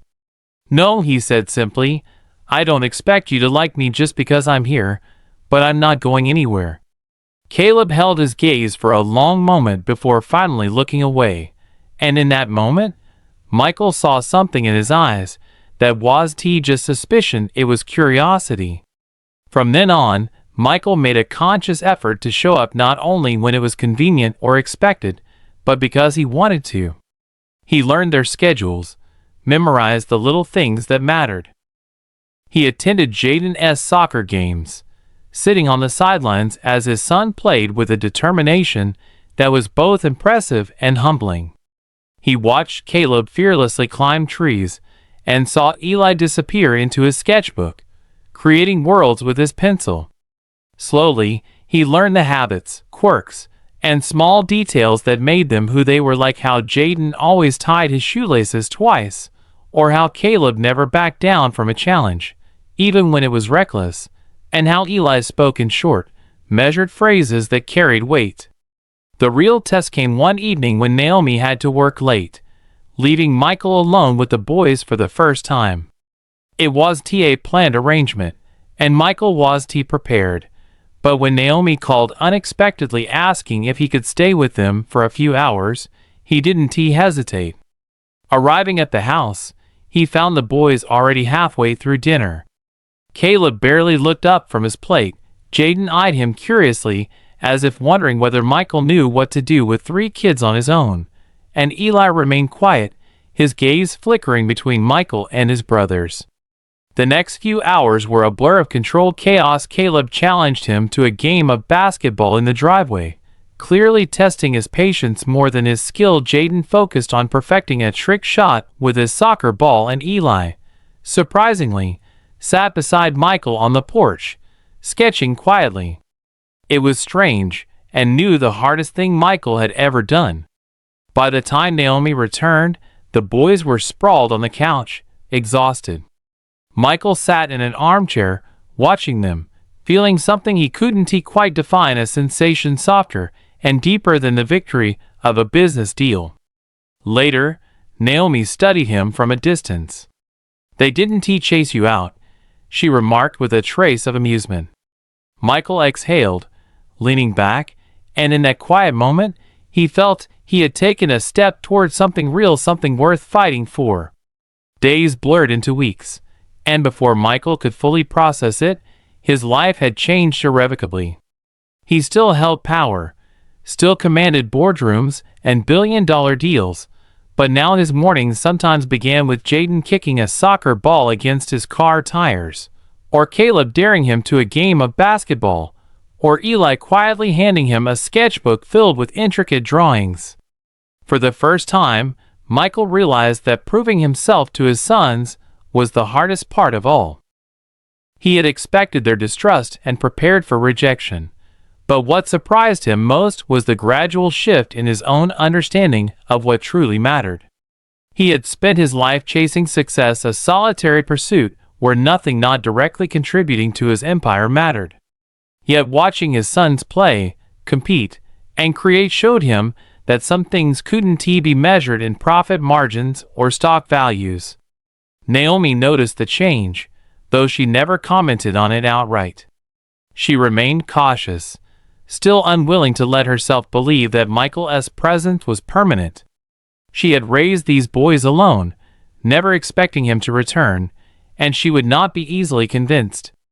But in small, fleeting moments, her gaze softened from skepticism to understanding.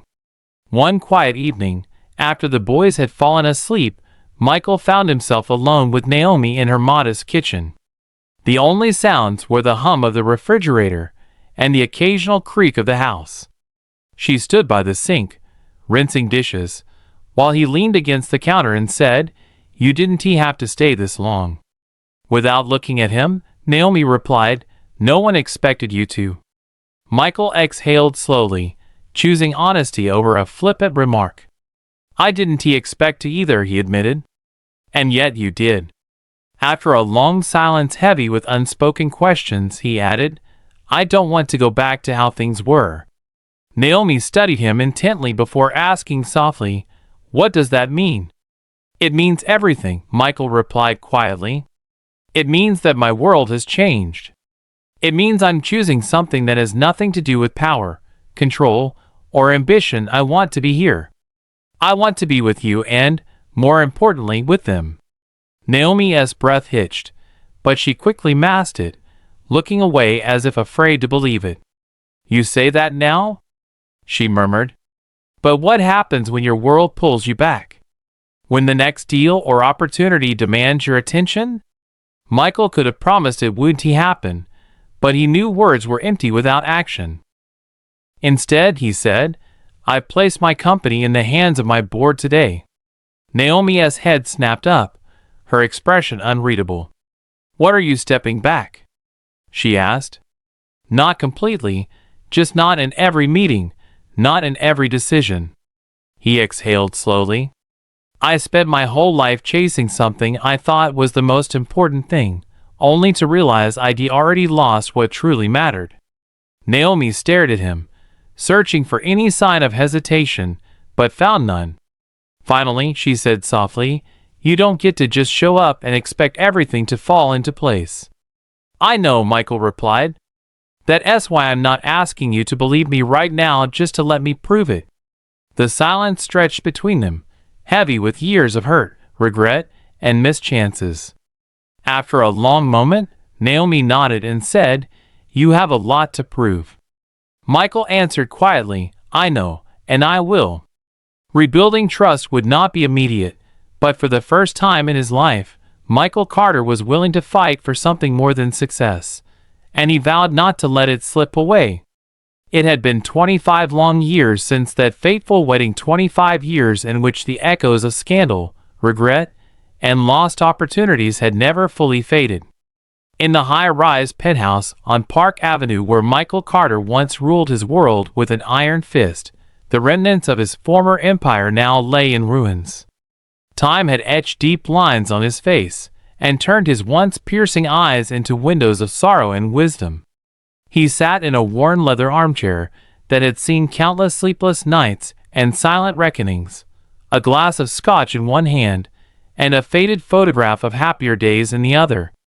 The room was dimly lit by the amber glow of a single lamp, its light dancing on shelves that were now sparsely filled.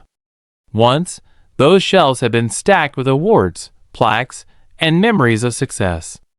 Now they held only a few relics, a trophy from a bygone era, a weathered family portrait, and a stack of yellowed business magazines. Michael's empire had crumbled, and with it, the world he had built so meticulously was gone. At the center of this new reality, Michael was forced to face the consequences of decades of single-minded ambition. His bankruptcy was public, the stories splashed across every major headline. Billionaire CEO falls, the rise and fall of Michael Carter. Once the embodiment of power and control, he was now a broken man grappling with harsh financial ruin and the aftermath of a near-fatal car accident that had almost claimed his life.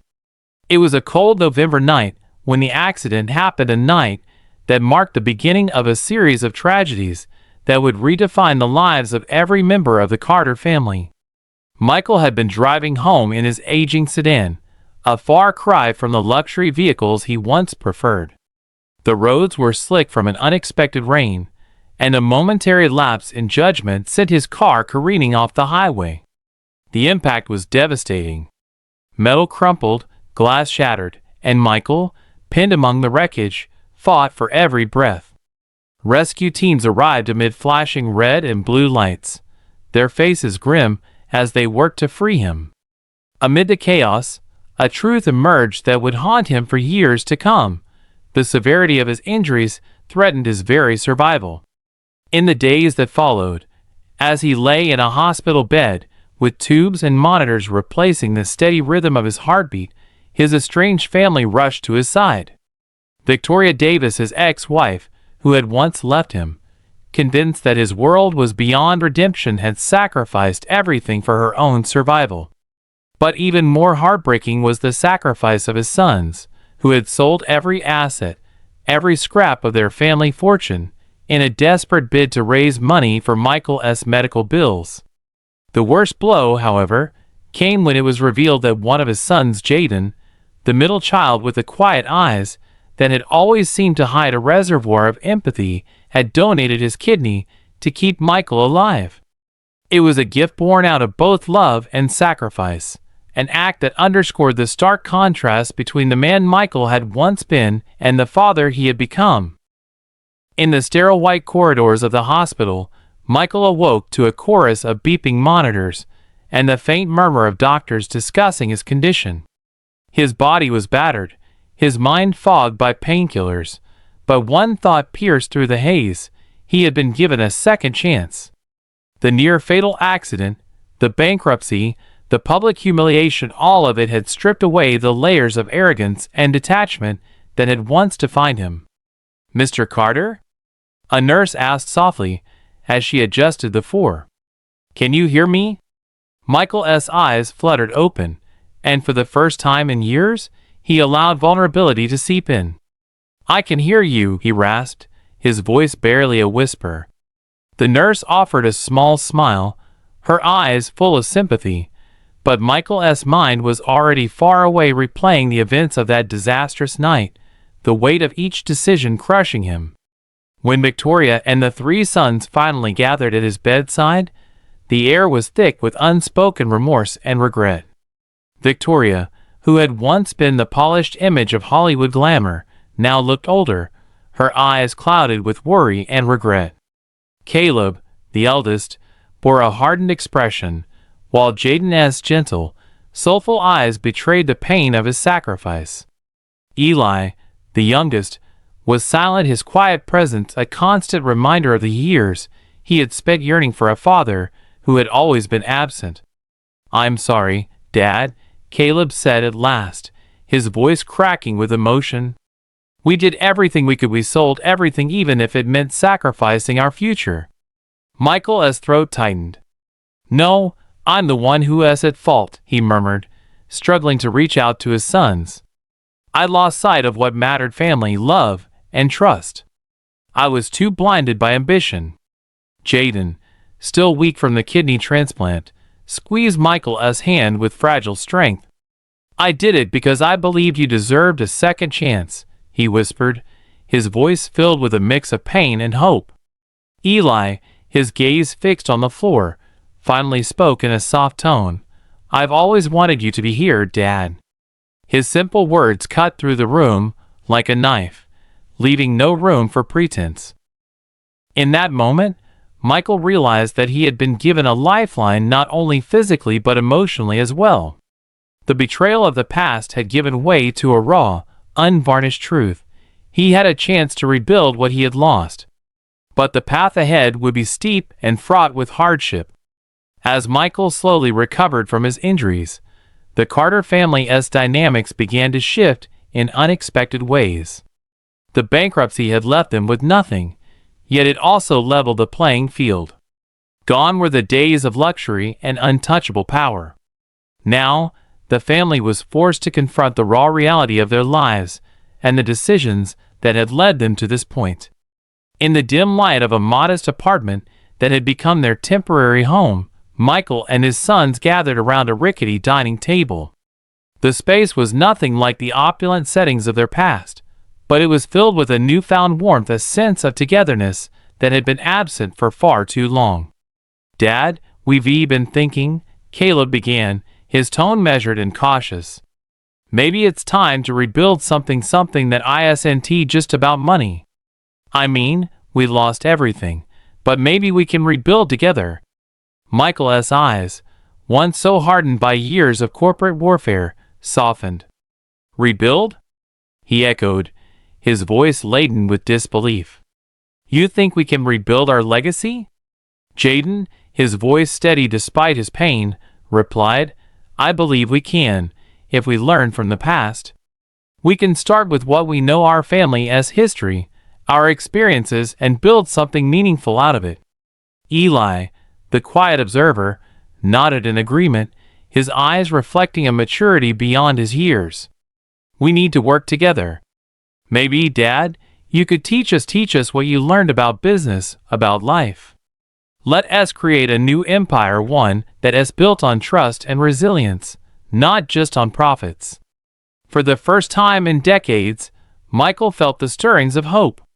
The idea of imparting his hard-won wisdom to his children, of forging a new path that reconciled ambition with compassion, was both daunting and exhilarating. Over the coming weeks, as Michael continued his physical recovery, he began to outline a plan for rebuilding the family business, not the ruthless empire of his youth, but a venture that reflected the lessons of the past. One chilly winter evening, With frost creeping along the window panes, Michael gathered his sons in the small study that had once been his private sanctuary of success. The room was filled with the scent of old books and the lingering aroma of coffee, a quiet haven from the relentless pace of the outside world. "Listen," Michael began, his voice firm yet gentle. "I have spent my entire life chasing success, believing that wealth was the only measure of a man's worth. I was wrong. The real legacy we leave behind isn't measured in dollars, and since it's measured in the lives we touch, the lessons we pass on, and the strength of our bonds." Caleb leaned forward, his eyes glistening with unshed tears. "Dad, we know you've made mistakes. We know you've hurt us by being absent. But we're willing to learn, if you're willing to show us a different way." Jaden interjected softly, "I've spent so many years carrying the weight of my own sacrifice. I want to understand why you made the choices you did, and maybe we can find a way to heal." Eli, who had remained quiet until now, spoke with a measured calm. "I've always wondered what it would be like if we had a family business built on trust and honesty rather than just cold profit margins." "I'm ready to listen, Dad."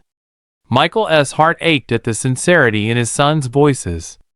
"I'm ready to teach you everything I know," he said. "Not the shortcuts and ruthless tactics I once employed, but the fundamentals of hard work, integrity, and resilience. We will start from scratch. I want to build a business that honors our family's legacy, a business that can stand the test of time, built on the lessons of our past." For months that followed, the family embarked on a journey of rediscovery and transformation.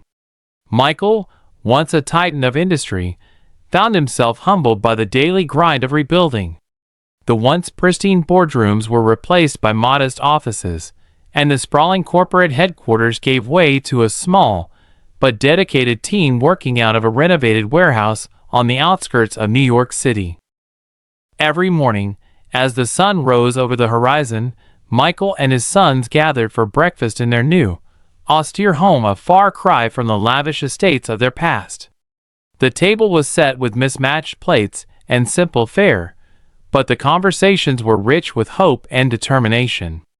"Dad," Caleb said one crisp morning, his voice filled with quiet determination, "do you remember the first lesson you ever learned about business?" Michael smiled, a glimmer of his old self returning. "I do," he replied. "It was when I realized that trust is the cornerstone of every successful venture. Without trust, there is no foundation to build upon. And that lesson has never been more important than it is now." Jaden chimed in, "And what about failure?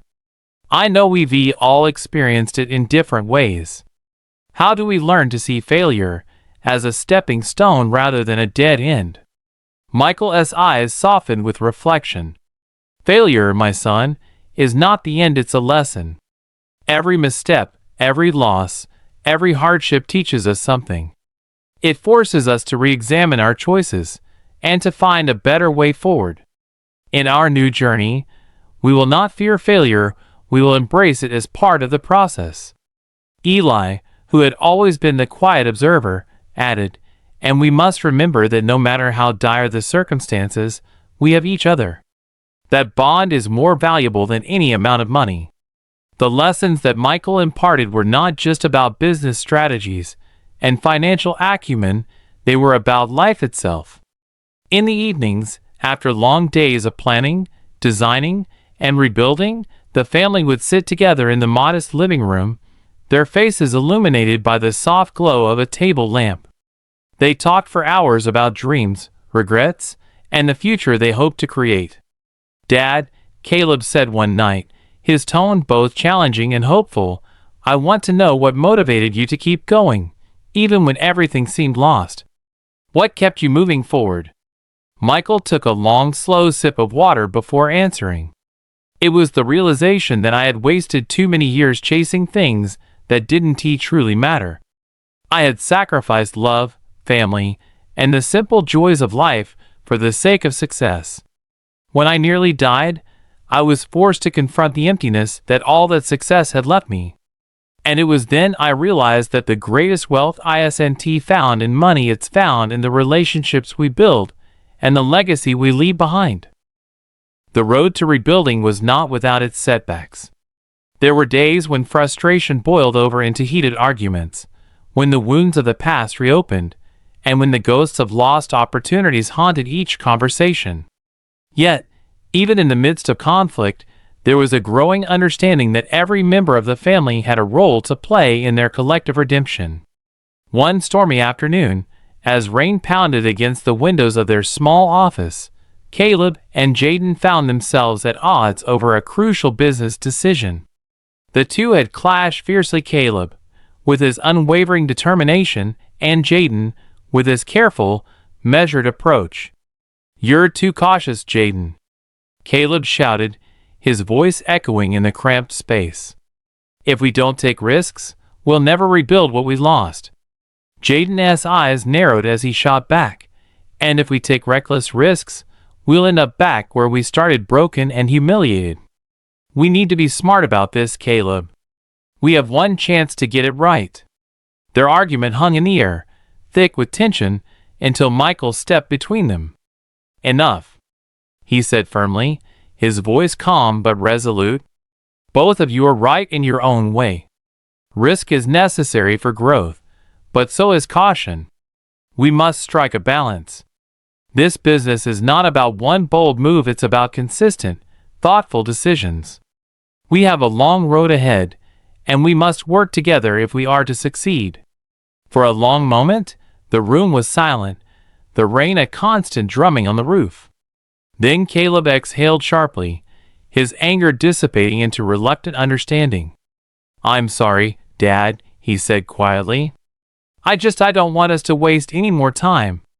Jaden nodded in agreement, his expression softening. "I'm sorry too. Let us work together on this. We'll find a way that honors what you taught us." Michael's heart swelled with a mixture of relief and pride. Here, in the midst of financial ruin and personal heartbreak, his children were beginning to embody the values he had once taken for granted. Their resilience, their willingness to learn and grow together, was the true measure of success. Months turned into years, and slowly but surely, the Carter family began to rebuild their business from the ground up. The new venture was modest at first, a small company focused on sustainable products and ethical practices, but it carried the weight of a hard-earned lesson. Michael poured every ounce of his remaining energy into teaching his sons the intricacies of business. Together, they worked long hours, learning from every mistake and celebrating even the smallest victories. One bright spring morning, as sunlight filtered through the windows of their modest headquarters, Michael gathered his sons for what would be one of the most important meetings of his life. "Today marks a new beginning," Michael announced, his voice steady despite the years of hardship. "We have built this company on the foundation of our past mistakes, our shared struggles, and the belief that we can create something lasting. I want each of you to understand that business isn't just about numbers or deals, it's about integrity, relationships, and the relentless pursuit of something better." Caleb, now the unofficial leader of the group, looked his father in the eye. "Dad, we've learned so much from you. We understand that every setback is an opportunity to learn, and every failure is a chance to grow. We're ready to take what we've built here and expand it into something that honors our family's legacy." Jaden added, "I believe that our company can not only be profitable, but can also be a force for good. We can show the world that success doesn't have to come at the expense of our values." Eli, whose quiet wisdom had grown even deeper over the years, simply said, "I'm with you, Dad. I want to see our family stand together, stronger than ever." Their determination was palpable, and Michael's eyes filled with tears as he realized that, despite the scars of the past, hope was rekindling in the hearts of his sons. He took a deep breath and began to share the core principles that had once driven his ruthless ascent to power, and that now, in the twilight of his life, were being reimagined as the pillars of a new era. "First," Michael said slowly, Never forget that true success comes from building trust. Every decision you make must be guided by honesty and respect for those around you. We have a chance to redefine what it means to be successful in business, and it starts with the relationships we nurture. He continued, second, understand that failure is inevitable, but it is not final. Use every setback as a lesson. Analyze what went wrong, learn from it, and use that knowledge to make better decisions in the future. Resilience is not about avoiding failure, it's about bouncing back stronger each time. Lastly, Michael concluded, his voice barely above a whisper, remember that family comes first. No amount of money or power is worth sacrificing the people you love. I have made my share of mistakes by putting business above everything else. But now, I want us to build an empire that stands on love, integrity, and unity. In the months and years that followed, the Carter family business grew slowly but steadily. Their humble beginnings gave way to a company that championed ethical practices, community engagement, and sustainability. With every small victory, the family's bond grew stronger, a testament to the power of forgiveness and the relentless drive to create something meaningful out of even the deepest despair. During one pivotal board meeting held in a renovated conference room that once served as Michael's private study, the three sons gathered around a long, polished table. Sunlight streamed through large windows, illuminating the faces of the young men who had come so far from the troubled days of their youth. Caleb, now serving as the CEO of the newly reformed company, addressed his brothers with passion. Today, we stand on the precipice of a new era. We have learned from our father's mistakes and successes alike. Our business is not just about making money, it's about making a difference. Let us honor his legacy by building something that will last for generations. Jaden, who had taken on the role of Chief Operations Officer, nodded emphatically. We've built this company from nothing. Every challenge we faced has made us stronger. I'm proud of what we've accomplished, and I'm even prouder to work alongside you both as we shape our future. Eli, whose quiet resolve had evolved into a calm certainty, added, I know that our journey wasn't easy, and we've lost so much along the way. But the sacrifices we've made, like the one I witnessed when Jaden donated his kidney to save Dad, are reminders of what we're fighting for. We owe it to ourselves, to Dad, and to the legacy of our family to build something that stands for more than just wealth. Their voices, filled with conviction and unity, resonated throughout the room, echoing the promise of a future that would rise from the ashes of the past. Outside, the city bustled with the energy of new beginnings, a stark contrast to the darkness that had once enveloped the Carter family. Years later, in a quiet celebration held at the company's newly established headquarters, a modern structure that balanced elegance with functionality, the Carter family gathered to commemorate their rebirth. Michael Carter, now a frail but dignified figure, stood before his sons and a small audience of loyal employees and community members. In a moment that encapsulated the transformation of his life, Michael began to speak. When I was younger, I believed that success was measured by the size of your bank account, the power of your influence, and the ruthlessness of your decisions. But I was wrong. The true measure of success lies in the strength of your character, the depth of your relationships, and your ability to learn from every failure. He paused, his gaze drifting over the faces of his sons Caleb, Jaden, and Eli, each embodying the lessons of love, sacrifice, and perseverance. I want you to know that I have no regrets about my past, because every mistake, every misstep, led us to this moment. I have come to understand that the greatest legacy we can leave behind is not a sprawling empire built on greed, but a family united by trust, compassion, and the willingness to rise above our shortcomings. The room was silent as Michael continued. I pass on to you not just the business acumen that I once thought defined me, but the wisdom that came from losing everything and then finding my way back to what truly matters. Use your talents to make this world a better place. Let the pain of our past remind you that even in the darkest times, there is hope for redemption. Caleb stepped forward, his voice steady and confident. Dad, thank you for showing us the way. We will honor your legacy by continuing to build a business that stands on the pillars of integrity, resilience, and love. We promise to make you proud. Jaden added, every decision we make from here on out will be guided by the lessons you taught us.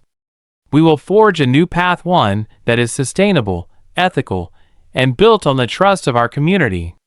Eli, with quiet determination, concluded, and we will never forget that even in our lowest moments, our family's love was the light that brought us back. Together, we will rebuild our empire not for the sake of wealth, but for the sake of a legacy that truly matters. The celebration ended with a sense of profound unity and renewed purpose. Michael Carter, though weathered by time and hardship, looked out at his sons with hope in his tired eyes. In that moment, the weight of his past was lifted by the promise of the future, a future built on the unbreakable bonds of family and the timeless lessons of love and redemption. As the years turned into decades, the Carter family business grew into a respected conglomerate known not only for its financial success, but for its commitment to social responsibility and ethical practices. Michael's teachings became the cornerstone of the company's culture, and his sons Caleb, Jaden, and Eli led the charge into a new era, one defined by unity, resilience, and the unyielding belief that even from the deepest ruins, a new empire could rise. And so, in the twilight of his life, Michael Carter found solace in knowing that his legacy would live on not in the cold figures of lost billions, but in the hearts and minds of his children, who had learned to build not just a business, but a home. A home where every setback was a lesson, every failure a stepping stone, and every sacrifice a reminder of the enduring power of love and family. If you've journeyed with us through these 25 tumultuous years of heartbreak and rebirth, remember that every downfall holds the seed of a new beginning. Michael Carter's story reminds us that even in our darkest moments, the strength of our bonds and the lessons learned through adversity can light the way to a brighter, more compassionate future. If you enjoyed this story, make sure to subscribe for more. Don't forget to share this video with your friends and let us know your thoughts in the comments. Check out our other videos and stay tuned for the next one.